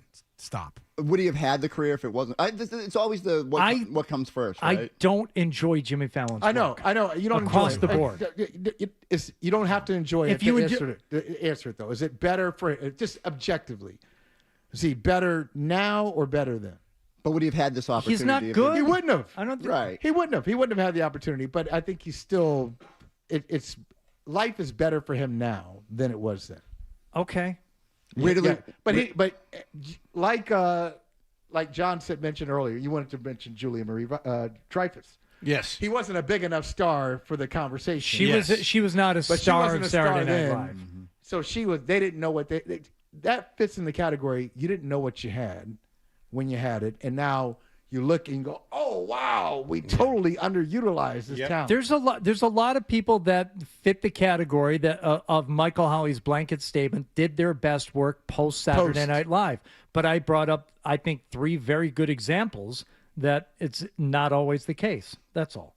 And I think, again, the hard part for me to parse is that so much of their opportunities after SNL were based on like how good they were on SNL, right? Like might not be their best work. It was just they were put onto in scenarios where they could thrive. Like I think Jimmy Fallon checks that box, right? Like he was so good in that on SNL, but then he would never have had the opportunity to do the Tonight Show if it wasn't for that. I don't think he was so good on SNL. I wouldn't rank him in the top 10 of cast members. What was your top 5 of cast members? Did you do? No, we didn't do. You didn't run down. No, we didn't do that. That's another one. That's a whole another different conversation. Did you see the Chevy Chase doc? No. I've seen. I feel like I have though because I've seen so many clips of it online. Right. But it's worth your time. What an insufferable prick he's always been. Yes, is what I take away from. You saw was that to take away from the 100%. You can't help but walk away thinking like, God, this guy's just insufferable. But it will never diminish my like appreciation of Chevy Chase. It's just who he is. Yeah, you know, like I wish he treated people better. I wish he wasn't such so mean to people like throughout, and even to like the person doing the documentary. And yet you can tell like there's just something that's just the way he like his brain works. Yeah, and. You just again, I go back to it. You can't take away from like his catalog of what he did. Jeff in New Hampshire is back on the phone. Yes, Jeff. All right, so he was before his best stuff was before SNL, but I'm going to go Kenan Thompson. He was in Mighty Ducks 2, all that. He was Good Burger, Kenan and Kel, and I think he's just kind of carried his career through SNL. Yeah, I don't know that he'll ever leave. Quite frankly. Yeah. I don't know what I'll do if he leaves. Yeah. I don't know what I'll do. It's just familiar. It's comfortable. I need Kenan Thompson there. I need him there. Ooh wee. What's up with that? Oh yeah, that's fantastic. What's up with that? Peter in Taunton. Yes, Peter. Hey, I just wanted to say Tevin Campbell had the greatest cartoon song of all time. It was Eye to Eye in the Goofy movie. Every kid my age knew that song. The Goofy movie. Wow, he's going Tevin Campbell deep cuts that I don't even know. Yeah, it's another one. Good. We'll have to rely on Forsberg for this. You might be the only one in the demo that saw the Goofy movie. I did not, or at least I do not recall it, but I'm now going to. What year was the Goofy movie? That was 1995. Would you have been an age in 1995 to see the Goofy movie? That I would have been 15. I might have been just a little too old for the. You're not gonna enjoy. What was the name of the movie. song? There was a demand for it. Eye to Eye. Wallach, do you remember the Goofy movie? No. Eye to Eye. Okay. I do not. Don't remember anybody talking about it? Hello. See, this is why I can't pull up the cockadoodie phone screener in here. Nicholas is on his way in. Thank you, Nick. Oh, look at Nick run. Whoa, serious speed. Wow, I didn't have time Don't to put even the trombone. Yeah. All right. Chris Forsberg is here, I guess, to talk about the Celtics. It does appear, the Eye to Eye does appear on Tevin Campbell's Essentials on Apple Music. Oh, thank It's God. the last track. Okay. Sort of shoehorned in there. But Can We Talk? I'm ready. Round and Round. I only remember Can We Talk and Round and Round. That's all I got. Round and Round was Graffiti Bridge, if I remember right. That was a whole Prince thing.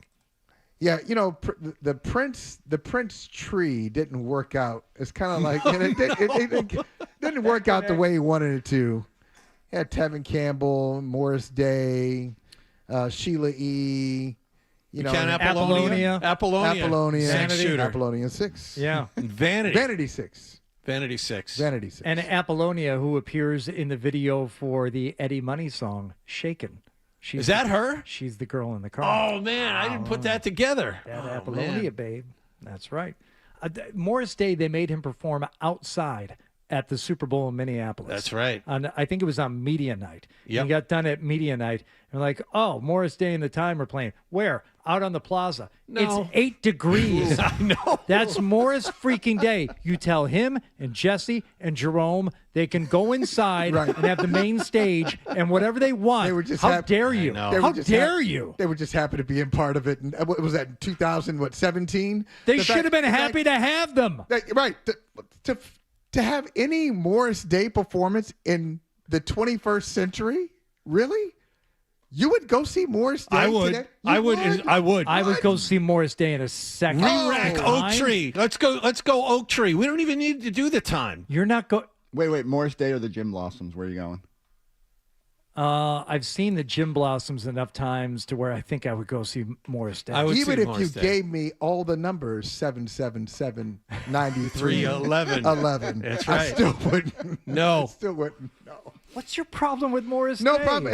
It was. You got a bit of it a was- problem no, it was with a him. shelf life. It was a shelf life. What? It's timeless. It's not timeless. 12, timeless. nothing but time music from now to the end. Don't Let's do do that. ice cream. Let's do ice cream castles. I can list them off. Maybe the worst song. Maybe the No, worst. ice cream castles is awesome. I don't know what planet have you stepped off of to get here. Ice cream castles In the summertime. That's right. That is unbelievable. I can't believe you, Michael. I'm hurt. John and I will sit here and recite the lyrics to Jerk Out, all 6.5 minutes Let's of it. do the walk, which In is about 8.5 minutes. in its entirety. Yeah. All right. So Talking about something that gets old fast. yeah. Hey, I heard something the other day, Chris. As if we can briefly get into the Celtics before our real Celtics-centric segment in segment 2. Chris is here for 2 segments. I heard. That's what I do. I took notes. I have it down. T-Bone's in here the other day, and I'm looking at some of the things they're going to be talking about on the show, and they said something about Jason Tatum's struggles. I'm like, struggles? That I've been watching, I've been analyzing, but I see him come back and I see him put in his 27 minutes in the first few games. I see him ramping up his time. I see him, knocking a little bit of rust off. I don't know if I would use the word struggles. Has he ascended to Jason Tatum from a year ago? No, but I don't know. Nor do I think anybody expected him to this quickly. Has Jason Tatum been struggling and I just haven't noticed it? He is shooting inefficiently, which people will perceive as struggling. I think what it is he comes back and he has almost a triple-double in game 1, and we just start moving the goalpost immediately. Like, oh, he's Superman. He's not going to have any struggles. And so all of a sudden he has a couple games where he doesn't shoot the ball great, and we start overanalyzing. It's so funny. I would say if you rolled our pregame show back a week, we're sitting there going, this is incredible. It's been so good. How are they this good this quickly? And then he has one bad game against Minnesota, and the conversation shifts to, oh, man, are the Celtics even for real if Jason Tatum isn't himself? Well, I missed your analysis of that, but I will say this. Let's not forget, let's not have, the memories of flies here. This is still part of the rehab process. Yeah. We're still in it right now for Jason Tatum. You don't come back and play game 1. It's like he's back. No, it's a But that's what we do around here. But some people did that, though. That's part of the problem. Yeah. After that game It's 1. Boston, so we overreact. Oh, he's back. I get it, and a show to do every day, and you talk about the game even though there's 82 of them. But when I see him out there rebounding, and I see him playing defense, and I see him getting assists, and I see him working into the flow, and he's not trying to take anything away from Jaylen Brown, who has been incredible this season. He's not vintage Jason Tatum yet. But I don't have any reason to believe he won't be. So he's still knocking the rust off. So here's the issue, and it's not even really an issue. It's just I think we all know you can watch him play, and even on the better nights, he doesn't explode to the rim the way he used to. Again, all this stuff is perfectly understandable as he's working his way back. He might be slightly hesitant, a loose ball on the floor, doesn't dive maybe the way he might have in the past. But he's still impacting winning, and he's still doing good things. But I think we all sit here and we all think the same thing. It's if the Celtics are going to truly contend for a championship, Tatum has to get closer to what we used to know. And so we're going to judge everything he does, and every game is going to be like, okay, what percentage of full Tatum is that? See, Hardy, you're more reasonable about it than Jason Tatum himself, because you're saying, what do you expect? This is part of the rehab process. Tatum, after the last game, says it's frustrating because I think he looks at he looks at what he used to be, which is a top 5 guy. Speaking of top 5, top 10, always. First team All-NBA, Forsberg, 4 or 5 years? First team All-NBA. I think it's 6. Is it 6 years running? Be. All right, so you're one of the 5 best players in the world. You see yourself that way, and you go on the court, and you're one of the 40 best players in the world right now, where he is. And he can't do top 5 things, but he can do, as Forsberg said, he can do impact winning things. He can play good defense and make the right play. He's smart enough where he's never out of position, all that stuff. But Kristaps to get a shot blocked twice in 5 or 6 games is pretty rare for him. To go at Kristaps Porzingis, the first play of that Golden State game, and Porzingis blocking it, to get rim checked in his first game, missing that, and then he got blocked again. So that's stuff that he's just not used to. I think it's more of like a mental struggle for him. But than anything Porzingis else. is really tall. That's okay. Yeah. He's so tall. Where are you at? Are you concerned? I'm not concerned. I'm not concerned at all. I think he will be fine. Not full Jason Tatum, top 5 player in the world, but he will be an impact player in the playoffs. And the question is, what seed are they going to be? The Knicks have won 7 in a row. They're making a hard charge. But to me, this is all, we're arguing about nothing here. He'll be fine. Right. But you can't say arguing about nothing when Tatum himself says, I'm frustrated. Yeah. Well, he's in the middle of it. What I'm saying is, if you take a look at the big picture, you that's still the guy have to listen to. 2 or 3 weeks, or however many weeks it is until the playoffs. There's still 9-10 games for him to get ready. I think that you will see him play between 30 and 35 minutes a night. No back-to-backs during the playoffs. So I think he will be fine. Jaylen Brown's still going to be the number 1, but Tatum will certainly be good enough to contribute. I think as Tatum gets further removed from the minute restriction, it gets easier to because some of what he's going through right now is predicated on he's not used to having to rest for an extended stretch in the fourth quarter, to wait to the 6-minute mark to come back, or however they have to break up his minutes into these bite-sized chunks. So I think that will help, and just shaking the rust will occur naturally. But I go back to it. It's like you got 11 games to probably get it right, and we'll see where he's at that point, and that will dictate just how far they go in the postseason. All right, more on Jason Tatum. Some rule changes that the NBA Players Association would like to see implemented. Scotty Scheffler and Chris Forsberg's aesthetic. An update from last week's conversation. Yes. The eminently fashionable and put together Michael Holley will need him to chime in on this too. So all of that next with and Chris, the Goofy movie. And the Goofy movie. Maybe some Tevin Campbell coming back here on 98.5 The Sports Hub. Stay tuned for more Toucher and Hardy on the Sports Hub.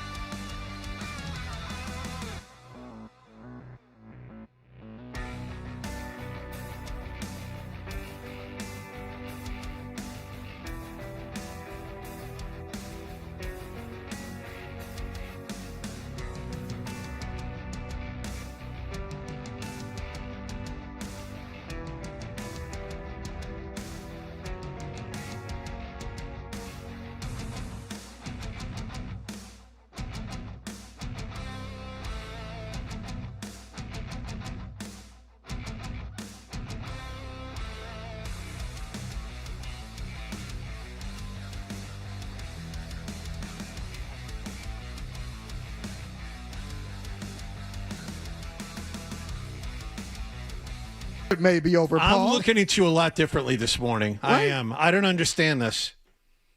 You're telling me that you can listen to The Time Yes. today. Yes. And have a I good can. time. And have a good time. Yes. Absolutely. Now, 777-9311, not a good song. But The Walk is a good song. Jerk Out is a good song. Jungle Love, a good song. The Bird, a good song. America, have you heard? There's a brand new dance. It's called The Bird. Called a bird. Yeah. Mm-hmm. You all got 10 seconds to get to the dance Yeah. floor. Oh, I love it. Love it. And so when you hear that It's a the first feeling. time, hey, America, have you heard? That's cool. You hear that at the 10th time or 15th time. You hear that 10 years later, 15 years, like, oh, no. No, I've heard. We've all heard. I'll stand on the side of John Wallach and a man whose favorite artist of all time is Donna Summer. That's a man with some taste, Paul right. Perillo. I'm with him there. I'll go Donna Summer. We know good things when we hear New them. England's own Donna Summer. I'm with you. Right. That's right. All right. Chris Forsberg is here. The NBA Players Association is upset about the 65-game standard for MVP consideration. Now, the big pushback on this is that it was collectively bargained, and this is what they came up with. But I don't automatically take that as an L for the Players Association. You have to concede things in bargaining, and maybe this is one that really stuck with them. Where do you land on this whole 65-game thing as it impacts a great player like Cade Cunningham, who, is right there in the conversation for MVP? He's played 61 games. But with his collapsed lung, he's going to miss some time here. Should he be removed? Should they change this rule? Like, if you make a rule, you got to go by it, right? Like, we can all argue, is the rule good for the game? When you look back on this season, will Cade Cunningham have been one of the best 15 players on the court? I think we could say yes, right? Like, based on what he did, the success of the team. Yep. So you can't start creating exceptions, right? They have to either go back and modify the rule at the end of the season and make sure that no future occurrences happen. I think the hard part for me is that so much of players' money is tied to All-NBA, voting, and like the fact that writers have like essentially some say in how much money they can make on extensions. We probably need to change that. I don't love one, that's a lot of pressure for voters, and like that undue, like let's just figure out a way to do these awards where it just makes sense. Now, the one thing someone pitched, like, okay, you can't be, if you do 65 games or you don't make 65 games, maybe you're ineligible for All NBA, but you're still eligible for awards. And if people want to vote you in as MVP or whatever the case may be, that's fine. Or vice versa, right? Like maybe you're ineligible for MVP, but you can be All NBA. So because All NBA is more tied to your money, maybe that makes more sense to just eliminate the 65-game rule there. But it's always going to be, it's so hard. People want criteria, and now we give them criteria, and we're like, well, they didn't. We got to make an exception. So Criteria. I like that. Mm-hmm. Yeah. I like that.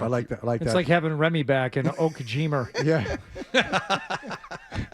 But isn't it so? It's so NBA. I was reading and listening to the criticism of the 65-game rule. So you mean to tell me that if I take the rule away, you play in 53 games, you should be the MVP of the league? Why? You should be All NBA if you play 55 games? Like, I don't have a problem with it. The problem is with the NBA players. All-Star Game, all these awards, it's the NBA players who have bastardized the original product, the original intent, and then when we make changes, they complain about it. Why do we have a 65-game rule? Because of load management. Because if you're prepared for a Warriors-Celtics game, Steve Kerr decides that, maybe this is not a Draymond night, or maybe it's not maybe it's not a Klay Thompson night. I'll go back to a time, this is when I lost it. This is when I lost my ish with the NBA and with Steve Kerr in particular. The Warriors were playing the Pelicans a few years ago. Are you a Pelicans fan? How many opportunities do you have? I mean, you don't really get excited about going to the arena. The Warriors were playing. They were healthy. Draymond sat out. Steph sat out. And I think they had, I think they still had Clay. And Kerr was asked about it after the game. He said, well, what do you say to a Pelicans fan who came to see your guys?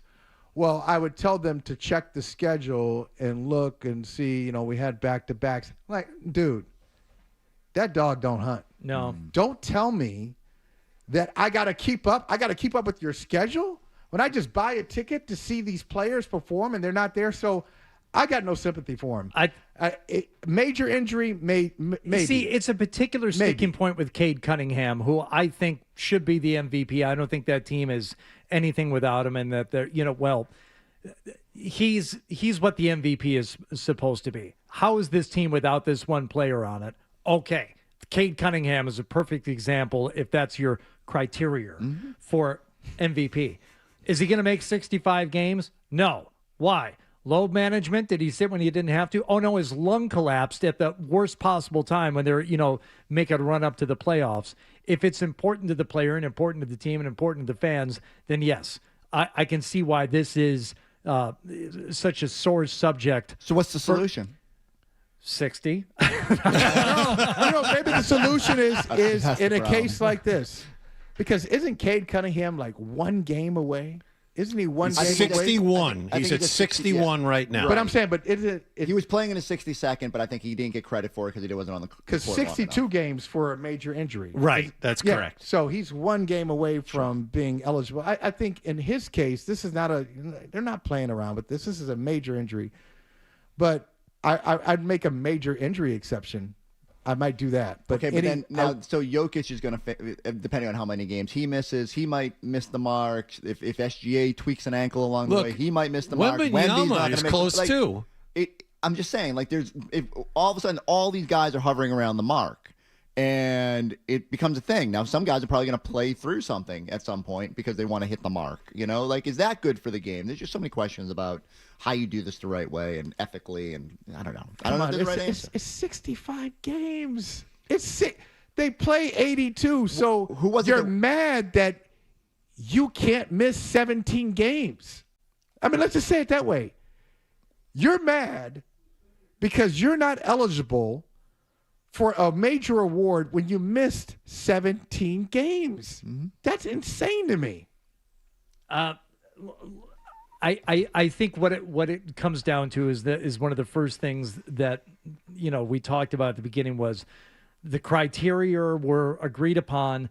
The players having a way, but also when you take something that the league has invented, or that league has invented this MVP, and then you somehow bastardize or you change it into something else, and it's like, okay, now we have to put some stipulations on this.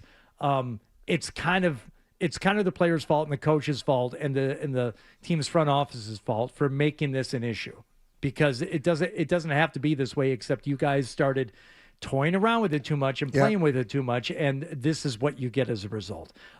Two things we have to cover with Chris before he leaves. Yes. Number one, Scotty Scheffler withdrawing from the Houston Open. Normally his last tournament in the run-up before the Masters because his wife is expecting a baby.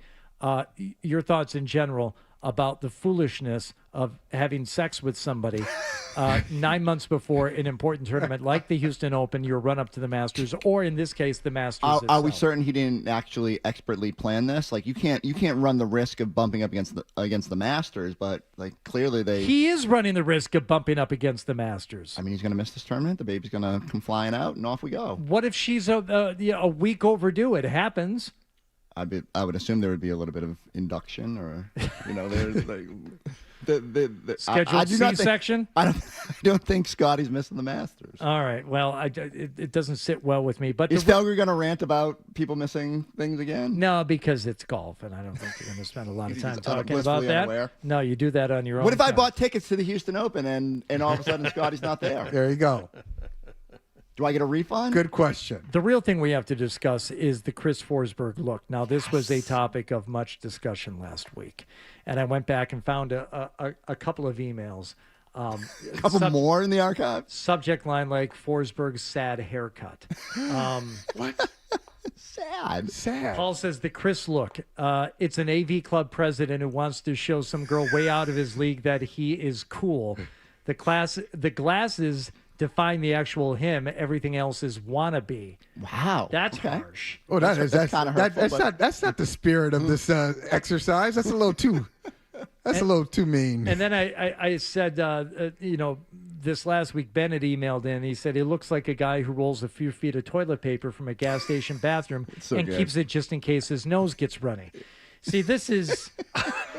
I like that picture. This is everything. I like. People I like that about Forsberg's look.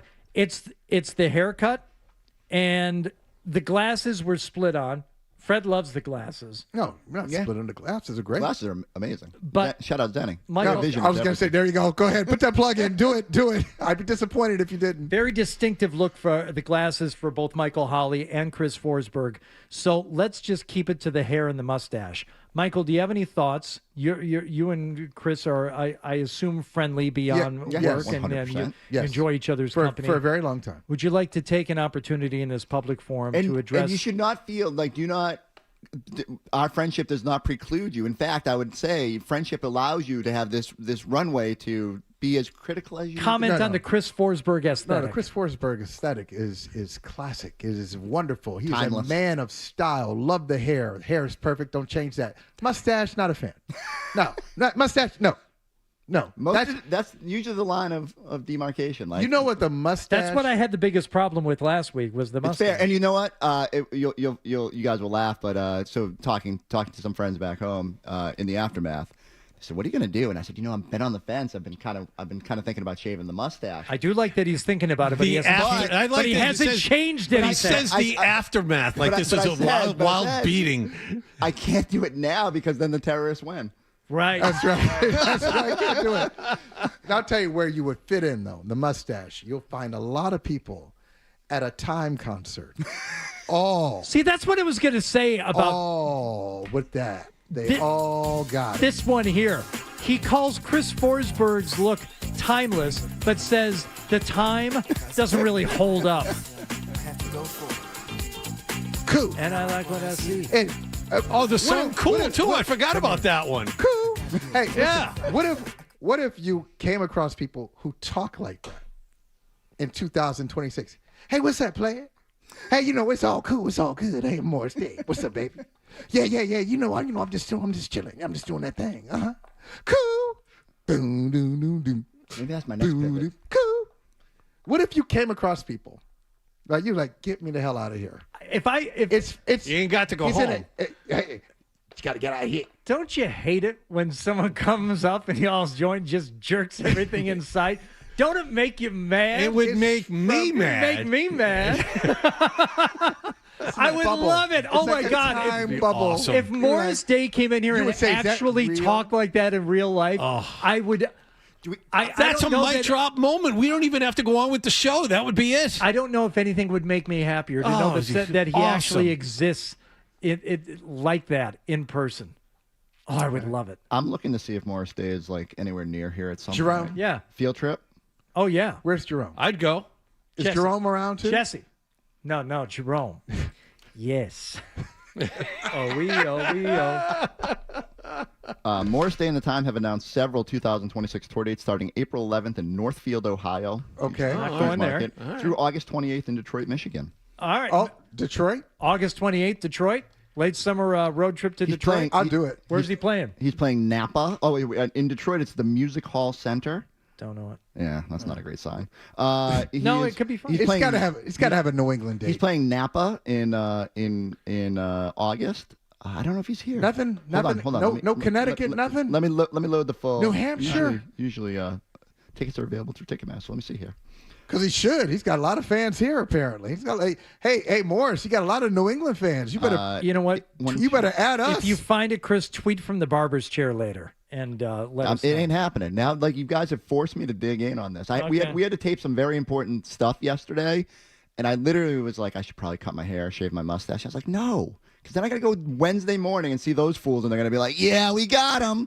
We forced them to change the look. I like that. Stand on business. But you know, I heard Kendra defended you. Kendra was like, oh, I love Forsberg. I love the look. That was part of that whole conversation. So Kendra says, keep it. I don't remember. All right, let's say goodbye to Chris. We got a break here. Thank you so much. Hey, Chris. You know what I was thinking? 3 segments of Forsberg. If you want to stick around and what do you got in the next talk block? NFL rule changes, Yeah, I'm you're outta more here. than See ya. welcome. See ya. All right. I'll be listening to Tevin Campbell. Bye, Chris. Headlines with Wallach and then more Toucher and Hardy. Sports Hub headlines presented by Celsius Energy Drinks. Bruins were beaten by Toronto at TD Garden last night, 4-2. Matthew Nyes, 2 goals for the visitors. Bruins are in Buffalo tonight. Ryan Johnson and Bob.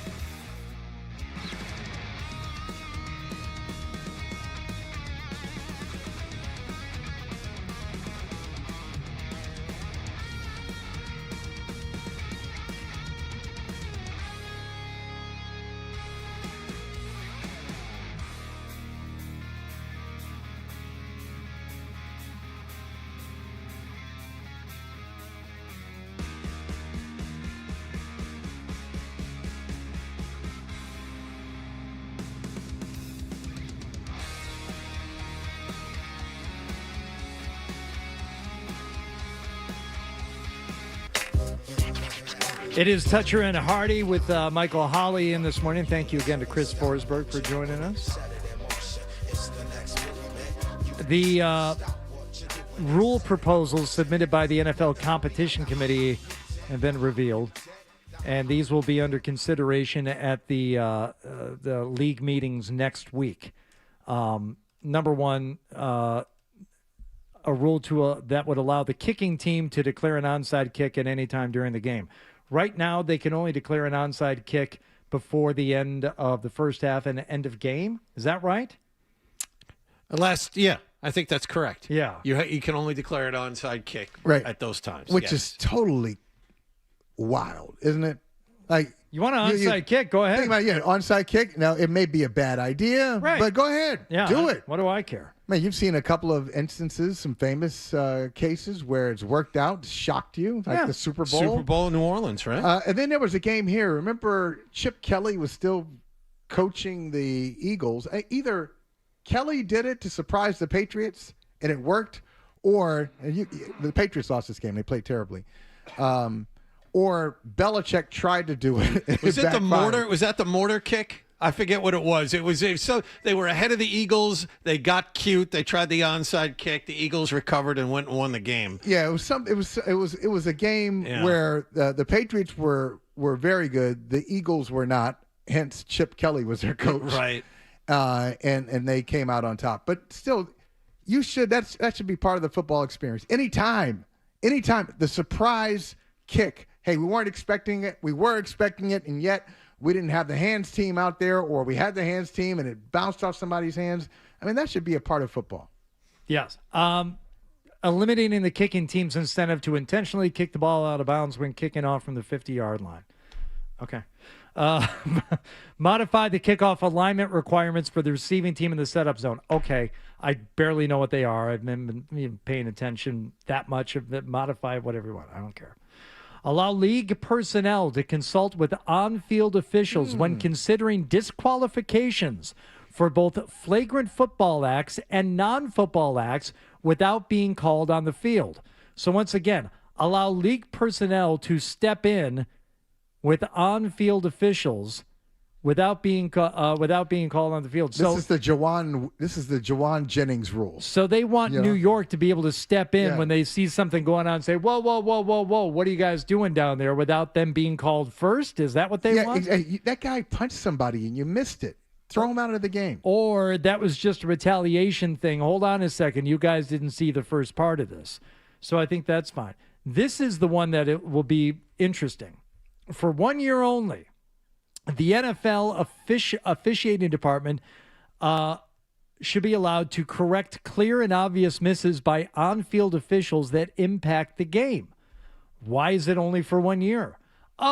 In the event of a work stoppage involving the game officials represented by the NFL Referees Association. So this is their safeguard in case they've got a bunch of replacement refs out there. Hold on a second. We want to be able to step in and correct some horrible gaffes by the replacement refs. A very good idea that should be passed immediately. The current labor agreement between the NFL and the referees union expires next month. And negotiations apparently have not gone well. And you remember the last time they had replacement refs. What was it, Green Bay? I forget. Yes, right. The fail Mary. Yes. So I mean, it was a clear push in the back of the end zone that the back judge was too scared to call, even though he was looking right at it. Right on top I'm a replacement ref. It's not my place, and it cost a game. Okay, and remind me though, it's a call that would have gone against Green Bay. I'm trying to remember. I mean that would make the most sense as to why he was afraid to call it, but I can't remember the exact circumstance. But you said Green Bay. End zone, pass interference. I'm like, yeah. And I think it was one of those weird plays. I think it was Rodgers to Rodgers. Oh, was it? Yeah. I don't. You have a better memory for this than I do. The guy, the guy he hit was also Aaron Rodgers throwing it, and it was a push off. I think he pushed off to create some separation. It was the other way. But this is been the case for a long time now. Watching these games in high def and seeing all the angles. And it's infuriating when it takes them so much time to get the calls correct, or they miss the calls altogether when you at home have a much better view of what happened, when it happened, where it happened, than the officials do on the field.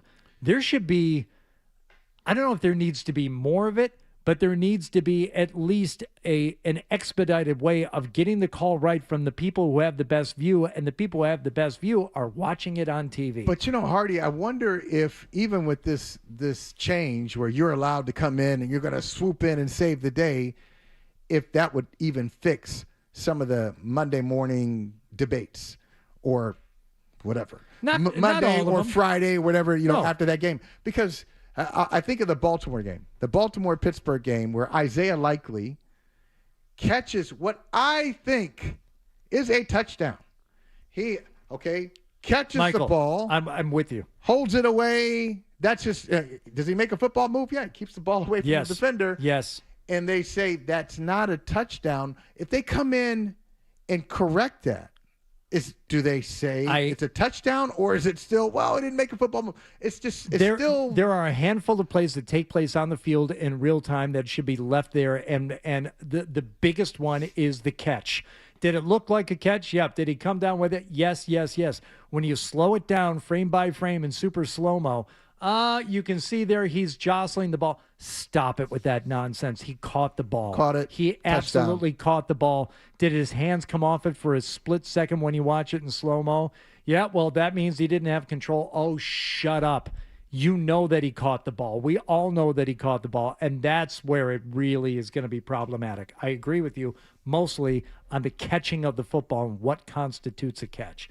That's the one that drives me, and I think everybody inside. And there are a lot of these plays where you could look at it 5 years later, 10 years later, and you go back to the original call and say, I still don't get it.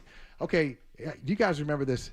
The other Malcolm Butler Super Bowl, not Malcolm Butler heroic. Yeah, it's Malcolm Butler exile. Philadelphia. All right, there was a running back from Philadelphia who caught a touchdown in the back of the end zone. Mm-hmm. I still don't think he caught it. They called it a touchdown. I don't think he was in. I don't think he had control. Look, I'm not saying that the Patriots would have won the game, but it's just one of those judgment calls that even if you've got an official review, you can swoop in and say, wait a minute, we're going to look at it again. I'm not sure everybody will agree and get it right. Yeah. All right, let's bring in Ryan Johnston here in a moment. We'll talk some Bruins with the play-by-play man for your Boston Bruins. We'll do it in just a moment here on Toucher and Hardy. You're listening to Toucher and Hardy.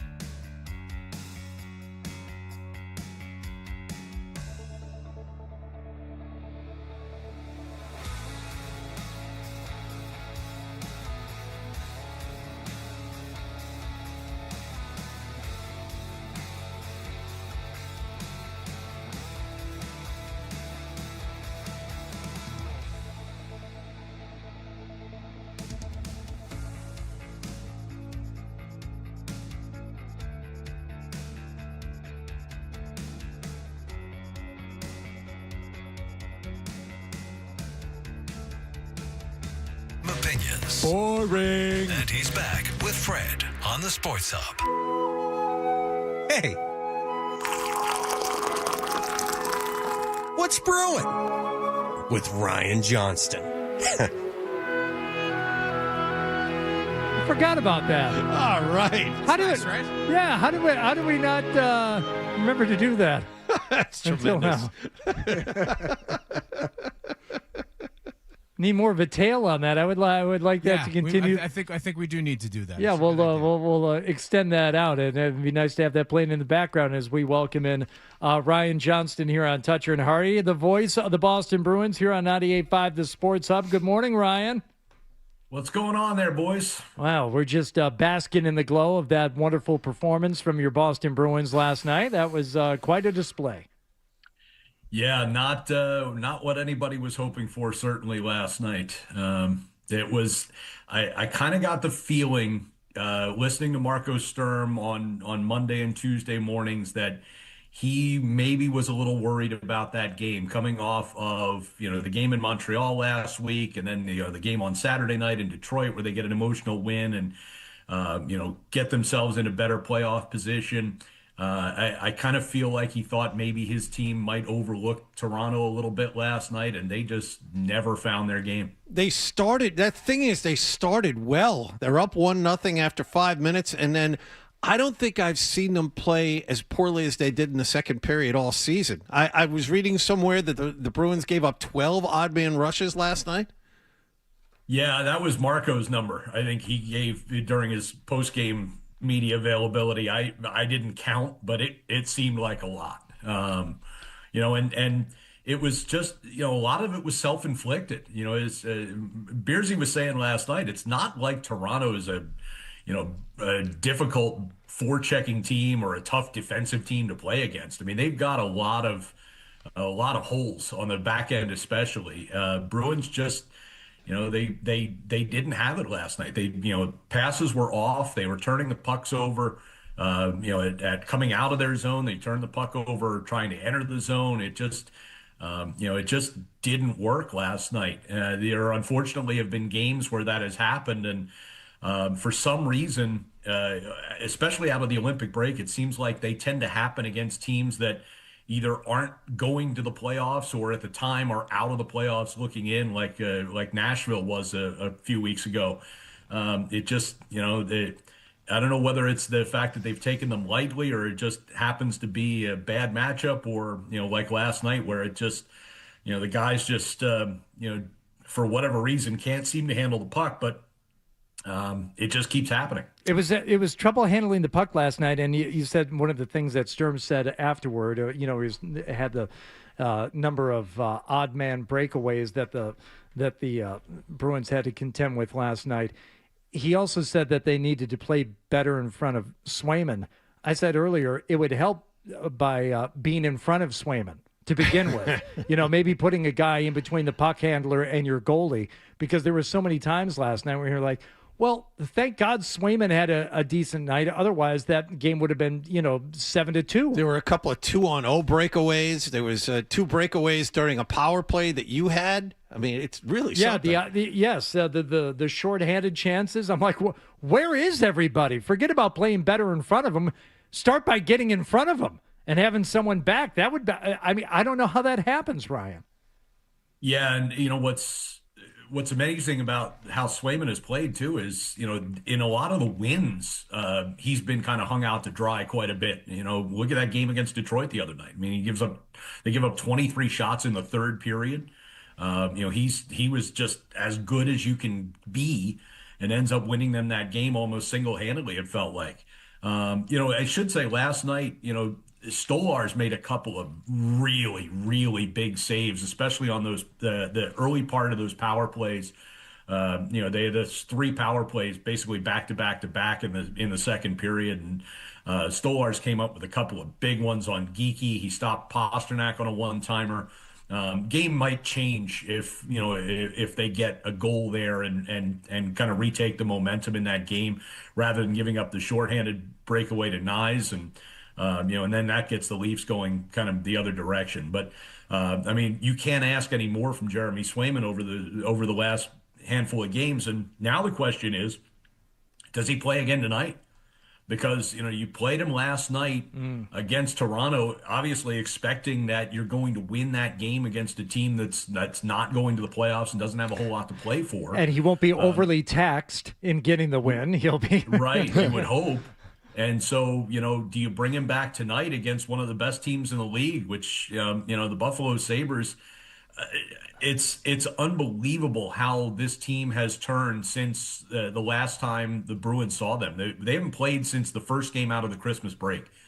Buffalo had started their run by that point, but they're on just to give you an idea, the Bruins' all-time record regular season, the Buffalo Sabres have played the last half of the season, 42 games, at that pace. They are 33-6-3 in their last 42 games. That's essentially a 65, 66 game win pace. That's what the Bruins were a few years ago when they set the all-time records. That's how good Buffalo's been here over the last half a season. Yeah. Well, the Bruins haven't been that good in this last stretch. RJ, how do you assess like the last 10 games of the year where the Bruins are, how they're playing versus the competition, which is all jammed in there? They're all layered in, trying to get those final two spots. What do you see happening? Yeah, I think this is, and somebody asked me that a few weeks ago. I said this is likely to come down to the last game or two. To try to figure out who's getting in and who's not. It's so packed together. Every game it feels like, teams are falling out of the playoffs, coming into the playoffs. Ottawa got back into the playoff structure last night with a win. The Islanders fell out. Detroit loses on Saturday night. They're now a point out with the Islanders in front of them, and they have to catch Ottawa too. The Bruins are only 1 point from being out of the playoffs now, but they were, potentially had a chance to move into third place, against Montreal, but now Montreal's 2 points ahead. I mean, it just, every time you look at the standings after every game, everything is kind of jumbled up again. I still think they have a really good shot of making the playoffs, but their schedule, just look at what they've got over the next week. You've got Buffalo tonight. You've got Minnesota, who's one of the best teams out west, coming to TD Garden on Saturday. Then you've got Columbus, who has been on a great streak since they changed coaches, and they're in the playoffs right now. Dallas, who's another one of the best teams out west, comes to TD Garden next Tuesday. Then you got a 4-game trip after that. Florida, Tampa, Philly, and Carolina. 2 of those are playoff spots. You got Tampa again, Columbus again, and then you finish up with the Devils. I feel great, RJ. Thanks. Yeah.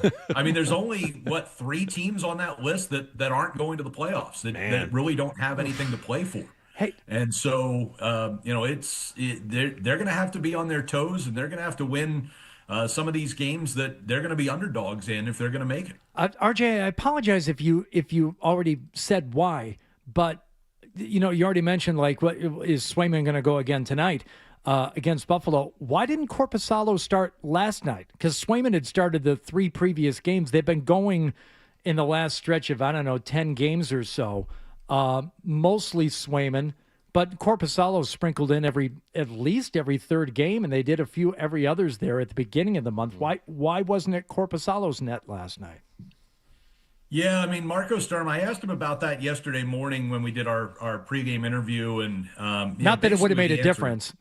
Basically the answer is that Swayman's just playing so well right now. They want to ride the hot hand, and I think you didn't want to say it, but I feel like they felt like 2 points last night was necessary, and Korposalo hasn't been at his best lately.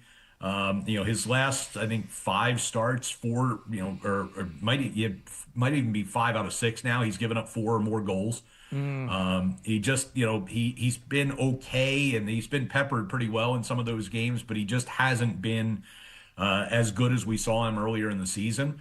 I think they probably made the decision that, let's make sure we get the 2 points against Toronto, and then we'll figure out what to do the next night. Against Buffalo. Unfortunately, they didn't get the 2 points last night. And so that may force their hand tonight to get Swayman right back in there and gamble that he can be at the top of his game again against one of the better teams in the league. All right, let's talk about the gentleman who's currently down in Providence, and what do you expect to happen as the Bruins are struggling as of last night, but still very much in this thing, and they could certainly use the help by the way of James Hagens. Do you think he's going to be up sometime soon? I really don't know, to be honest. We talked. Well, take a guess, Ryan. You know what? We don't know either. RJ. I think that's most of our expectations, right? Is that whether he started in Providence or not, that he would kind of go maybe the Charlie McAvoy route, go to Providence for a few games, and get accustomed to a little bit more to the pro game, playing against men as opposed to college kids, and then immediately make the jump. But I think, listening to Don Sweeney last night, he spoke right before the game about it, and seeing that Hagens agreed to sign an amateur tryout contract, right? He and his agent didn't demand, as some of these kids do coming out of college, that, no, I'm signing my entry-level contract, we're burning a year right away.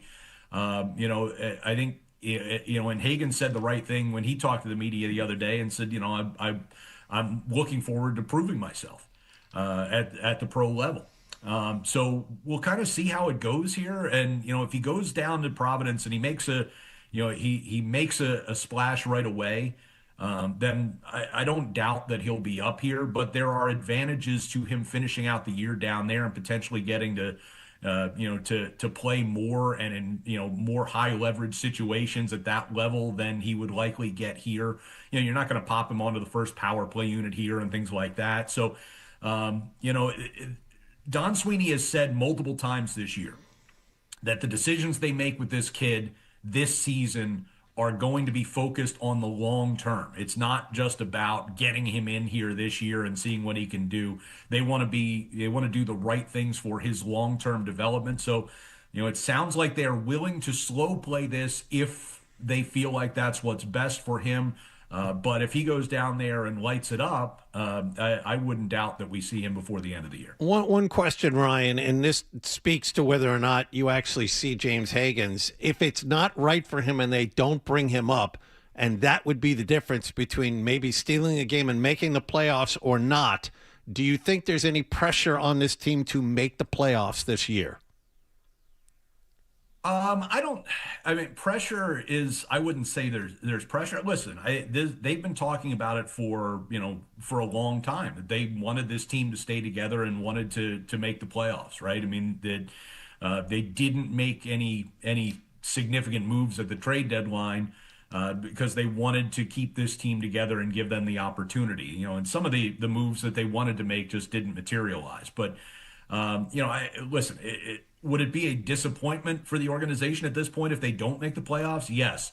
That said, I think, given where they are right now, what their record is this season, which is, at 15 games above 500, I think better than most people expected, given the fact that if they don't make the playoffs, it will be because the East is so stacked. Think about it. 86 points, which is where they sit right now. Out West leads the Pacific Division. If you'd be 2 points ahead of Anaheim. You would be, you're the fourth best team in the West right now, points wise. So, it wouldn't be, it would be a disappointment, but I don't think anybody would look at it and say that this was a failure of a season or anything like that. If they don't make the playoffs, if they finish with, upper 90s in points, it's just that, that's what it's going to take to get in this year. Yeah, and some of it just comes back to, Ryan, some of the things we talked about from early on in this season when they would suffer a loss and sometimes things would happen. And your assessment of it, I thought was telling and in a way simply poignant. He said, they're just not good enough. Sometimes they match up against certain lines and certain players, and they just don't have enough really, really good players. They've got some good players. They've got, a couple few really good players, but matching up against certain teams in this league. And fundamentally, that hasn't changed, with this team throughout the year. And you can pull your hair out, with losses like they suffered last night and here or there. But sometimes you just look at it and say, they just don't have the guys. They don't have enough of the guys. They got a few, but they don't have enough. Yeah, Marco Sturm said it again the other day. We're not an elite team. He's, the point that he was making there was that, he's proud of the guys because they continue to find ways to win. But we've seen some ugly games against some of the best teams in the league, particularly, teams like Dallas and, Carolina and whatnot. So, you will have those games, but on a given night, I feel like this team, when they're on, can compete with just about anybody. Mm-hmm. And, they're going to have to be on tonight because, Buffalo Sabres just don't give away points. And the Bruins are going to really need to find a way to get points tonight. All right, real quick. Marco says they're not an elite team. Do you look at Buffalo? I know it's hard to imagine Buffalo being an elite team. Do you look at them as the favorite coming out of the East? I know hockey's different, playoffs, everything changes, but if you had to call it right now, are the Sabres the favorite coming out of the East? I mean, not to me. We'll see. As you said, playoffs are a lot different. Can they sustain this into the postseason? That's still a big question to me. I mean, Tampa Bay is, they're an experienced playoff team, right? And they've had a really good season. Second half of the season hasn't been quite as good, but they're still right there with Buffalo record-wise. They still have Andrei Vasilevsky. They still have all these guys that have, that have competed at the highest levels. They've got a coach who's multiple-time Stanley Cup winner. I mean, that to me is a team that, if I had to put my money down on the top teams in the Eastern Conference, that's probably the team I'm still going with. All right, Ryan, we appreciate it. We'll be listening tonight as you get started a little later than normal. They like to start things late in Buffalo. 7:30 face-off, right?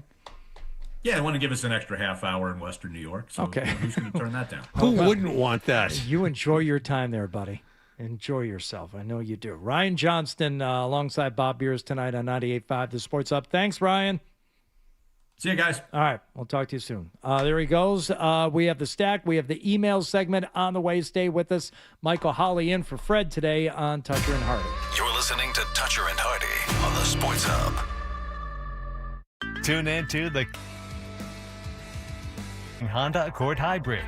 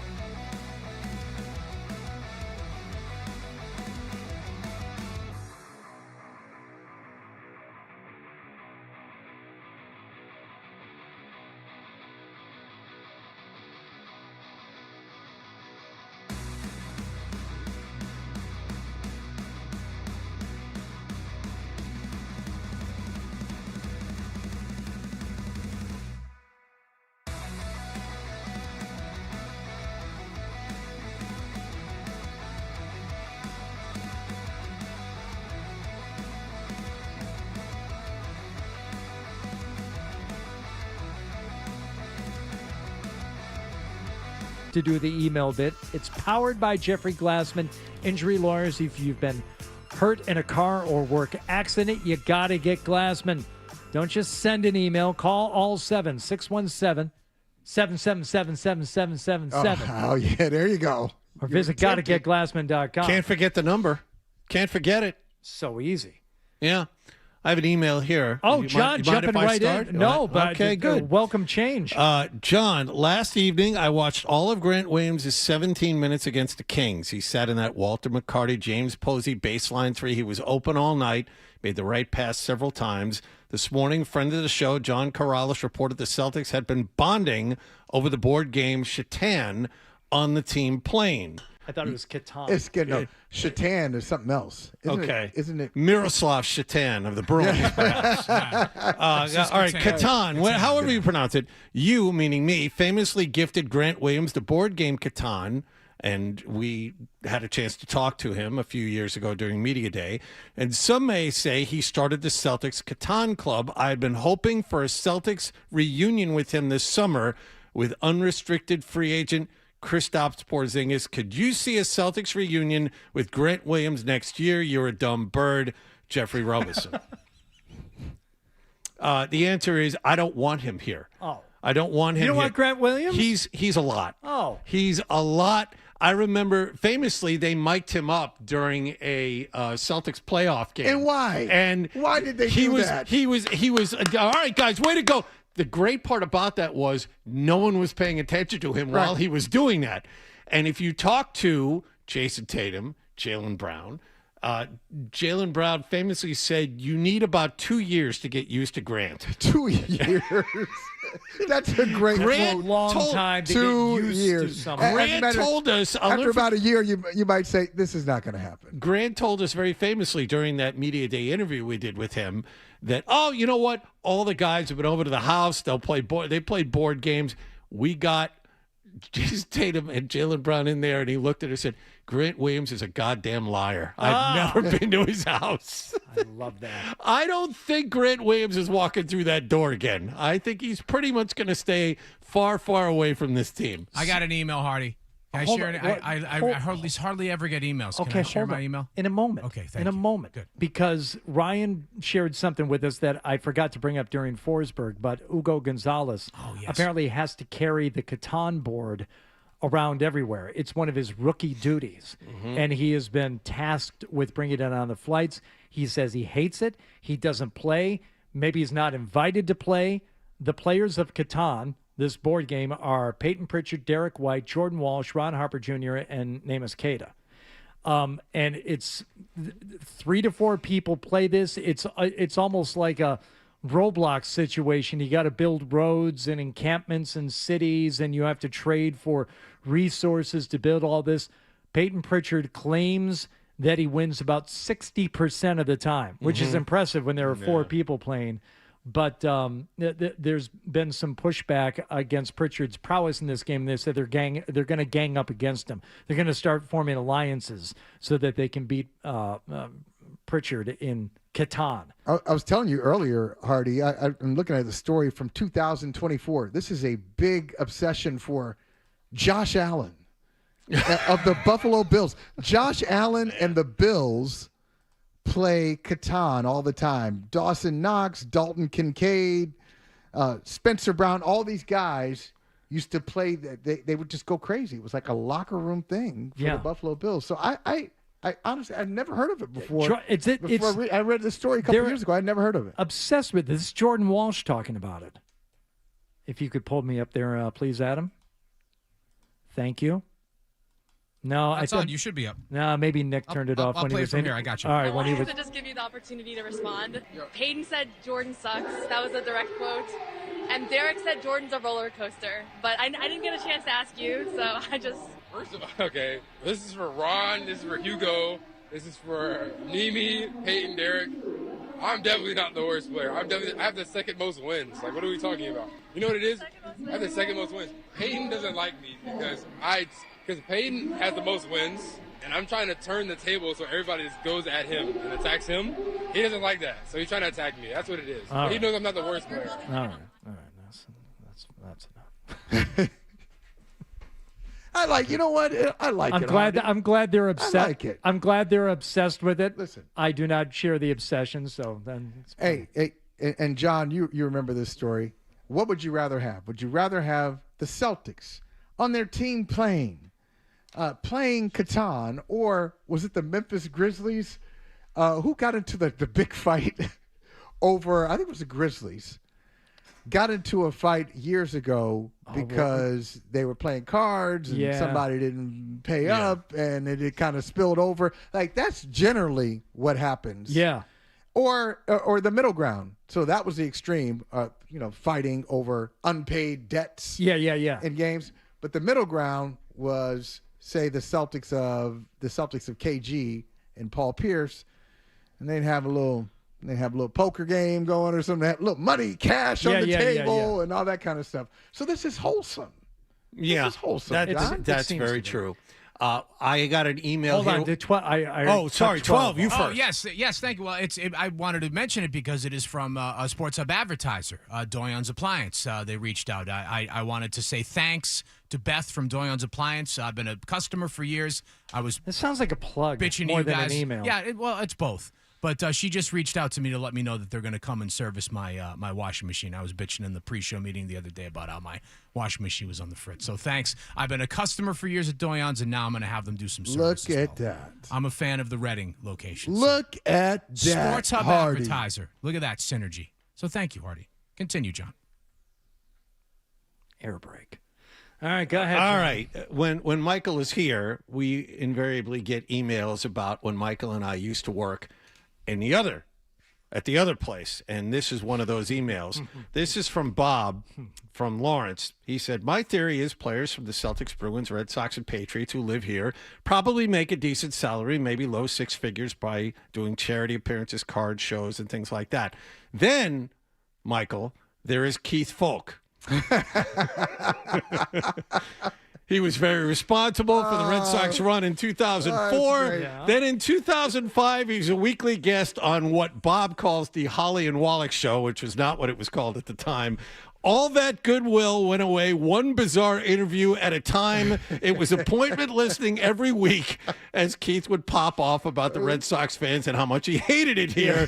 Was that the hardest weekly interview you two have ever had to do? So was it fun, or was it uncomfortable? No, it was not. It was not fun at all. It wasn't fun because he had no fun with it. He hated. I think one of the quotes was, "I hate talking about baseball." Yes. So did you try? Okay, so the obvious thing hockey. Well, you hear he likes hockey. We tried to talk hockey. He wasn't so great talking about that either. Okay, well, you hear like Zolak and Bertrand, like they talk to Missoula every week. Very little about basketball, right? Because Missoula doesn't want to suffer fools when it comes to talking about basketball. He'd rather, dunk on them literally and figuratively during the media game. Right. So they just talk about other stuff, and he's willing to talk about anything. And it's fun. Food, movies. Yes. Did you try that with Keith Foulke? Yeah, tried. And he didn't want to talk about anything. Just want to talk. I think he got a truck. He got a truck out so of he the got deal. a free truck that's out what of it doing was, this. Hardy. God. They tried. I got my truck. Now leave me alone. 2 weeks to talk about baseball. He said famously, I hate baseball. And then they tried talking about other things, and he wanted nothing to do with that. He was a miserable prick for about an entire season. See, we've all done that, and you just tap into whatever it is. John, you and I did you ever have to do anything at the Deutsche Bank or the Dell when we were down there during the tournament? Those players would come off, and it was over Labor Day weekend, and I would say 75% of them, all they wanted to talk about was what their college football team had done that day, because it was always the opening weekend of college football, Labor Day weekend. And like, hey, man, we don't have to sit here and talk birdies and bogeys. Let's talk college football. And they would be great. I mean, almost to, to a man. Like, every one of them would sit there, just don't talk about golf. These guys, most of them hate golf. Yeah, listen, you hate the sport as you're playing it. If you want to go far afield, I mean, we're game. I'm sure. You want to go far afield, have a conversation, but he just didn't. He didn't want to talk. He didn't want to have a conversation. Just want to get in that truck. It was as wildly uncomfortable. We're not doing it justice either. The discussion we're having here, it's about 50% worse than the way we have it. All right. Well, this is an email from yesterday that will allow Michael to briefly chime in on something. Maybe you've seen the thing online. I have not. You've never seen anything online? No, but if it's related to this, probably not. Okay. 12 sporting events. Oh. And you have to get rid of 9 and keep only 3. All right. All right. The 12 events include the postseason in the 4 majors. How many do I have to get rid of? 9. I have to get rid of 9 of them. And you can only keep 3. Okay. And All right. in them, think World Cup, the Masters, the Olympics. Wow. All right. Ooh. So we ended up, between me, Callahan, and Wallach, keeping the NFL postseason. Good. Got to have a Super March Bowl. March Madness. God. And the Masters. God. Guess who suggesting the Masters was? Hardy, I know. Okay. Guess who refused, who died on that hill 5 or 6 times? Callahan and I did not want it there. Hardy would not give in. March Madness can go. Why? See you later. Why? Get out of here. What's Stop. wrong with Oh, you? let me see. You don't enjoy this time of year? No, I don't. Why? I don't enjoy it. Why because don't you I know what's enjoy going to happen in the end. At the end of the story. Now, Brad Stevens and his team could have changed the narrative for me.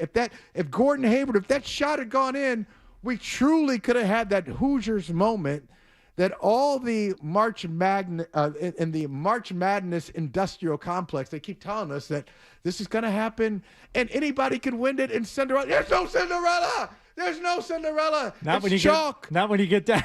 Not when you get down to the. You might have one in the Elite 8, but that's. I know what's going to happen. I'm glad we I've had Iron seen Eagle this. on yesterday. Jesus. And Ian knows too. Ian knows too. He's a part of the machine. He knows. Without even seeing the list, then Michael, what 3 are you keeping? All right, so I like. I'm gonna keep the NFL postseason. Give me some other ones. I mean, what are The other Olympics, the Masters, Wimbledon. I'm just trying to think. What can't I live? NFL, NBA, Stanley Cup playoffs. Geez, what else do we have? March Madness, obviously. That's like 7 Was the or 8 Ryder of Cup them. in there? No. Okay, I gotta have. Yeah, the Masters. Got to keep the Masters. Thank you. I'll keep the Masters. The NFL I'll keep the playoffs. NFL playoffs. You're disqualified. That last one. I guess These guys were trying to keep the Olympics. I was just going to say, I like think I'm the with them. Olympics a lot. I think we have to keep. See, you I think we saved have to keep yourself the there. I Olympics. like the Olympics. I think we have to. But by the way, well, you can always watch the Olympics on NBC. Company man. Rick in Maine said, Hardy, essentially, you're the worst. You know, you declare how much you hate Sonic Youth and Guided by Voice. I never Guided by Voice of Sonic Youth, yes. He said, then you complain about skiing. Yeah, I did. But then today, you remove Wimbledon from the list of necessary sports events just a smidge ahead of the WNBA finals. Yeah, that was on the list too, the WNBA playoffs. Wimbledon is the Masters of tennis. You want to talk about Forbes billionaire former athletes. Who's right behind Jordan, Magic, Tiger, and LeBron? It's Roger Federer. This is, the Masters is this, that. Here's my problem with tennis tournaments when you're comparing them to golf tournaments. In a tennis tournament, how many people do you have to beat to be the Wimbledon champion? 4? No. 5? I think 3? I think it's more. How many rounds are there in Wimbledon? I think there's, what is it, 128 to start? 64 to start? If you're the 1 seed, right? If you're the best, how many people do you have to knock out? So you got to beat like 1 layup. Yeah. How many legitimate tennis players do you have to beat to be the Wimbledon champion? As you figure that out, John, I think I'm going All to right. switch. I think I'm going to remove the Masters. What are you talking about? This is for the match. Well, hold on, Michael. To win the Masters, you got to beat 100 other guys. I know. No, this is not an anti-Masters take, but I was thinking I got to have the World Cup. Don't you have to have the? No, you don't have to have the World Cup. You have to 7 wins. The World Cup to win has. Wimbledon. So you got to beat 7 guys. One of them is a given. Yes, 7 matches you need to win. So Hardy, it's either I have to take away the Masters or the Olympics. I need the Super Bowl. The Super Bowl has to stay. I cannot. Yeah. We all I can't live agreed without on the that NFL one. playoffs. All right. But it's either the Masters have to go or the Olympics have to go because the World Cup has to be in there. Olympics has to stay, Michael. You know that's true. What is the best of the best? The World Cup on NBC? No, I'm just saying it has to stay. I think Fox has. It's the World. It's the World Cup. It's It's the most popular sport in the world. You got to have it. Not in America. In the world. Not in America. Body of work. The whole body. The whole land. We'll come back and finish up with the stack here on Toucher and Hardy. Hold on. Sports Hub headlines presented.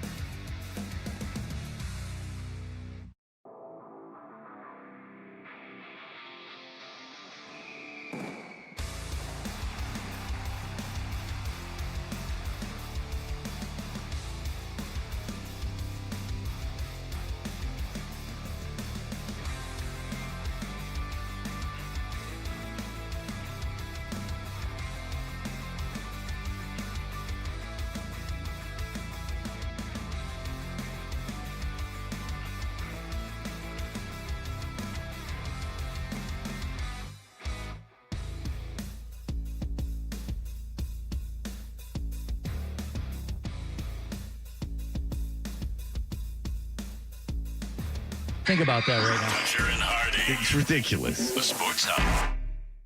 We know what you're thinking. What could I possibly have missed from the show? It's time for The Stack on Toucher and Hardy. All right, let's grab a phone call here quickly. Pat in Franklin has something for Michael Holley. Yes, Pat. I'm so disappointed, Holley. You're a basketball guy.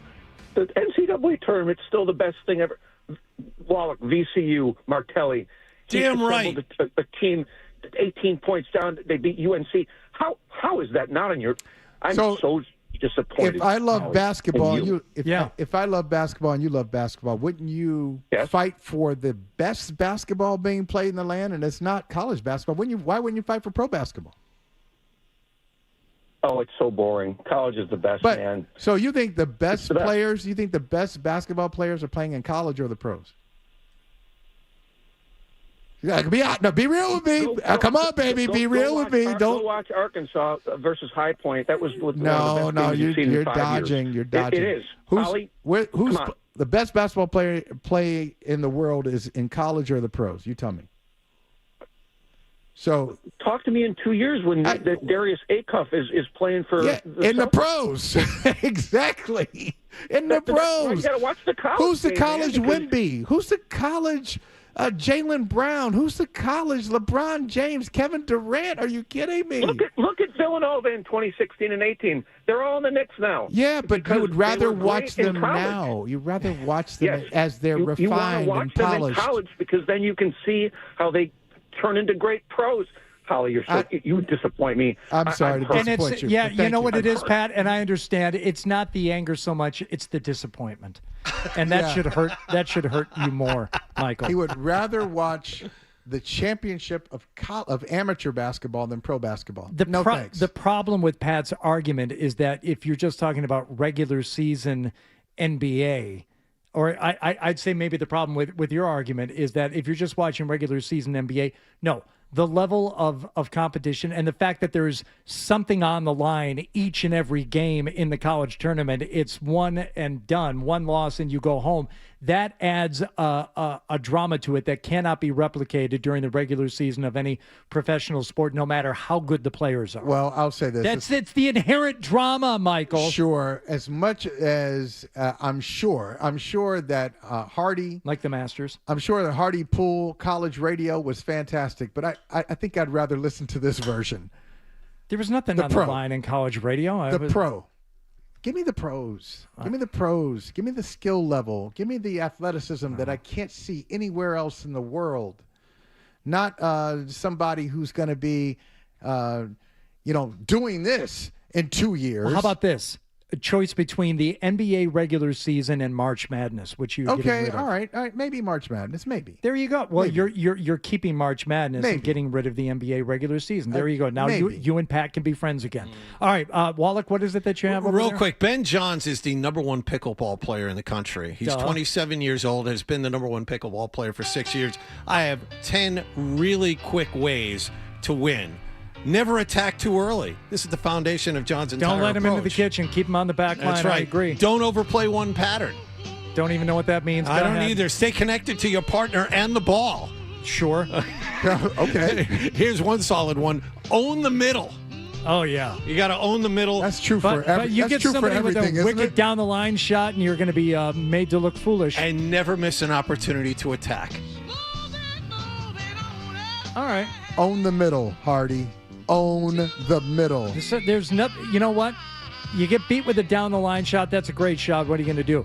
It's much more humiliating and galling to be beat on the shot down the middle. And you can win a lot of shots like that. People start playing the edges because they don't want to get beat there. Getting beat with a shot that just falls down the middle, or rockets down the middle of the court, and it's like, how did neither one of you get that with your forehand? Yeah, that's I agree with him. All right, good stuff. Send that to me, would you please? No John? problem. I got it. All right, Michael, a pleasure as always. Good to see you, Michael. Hey, great hanging out with you guys, and have fun. Appreciate have fun you. And later this week. Yes, I will be gone as of Thursday afternoon, but we'll be back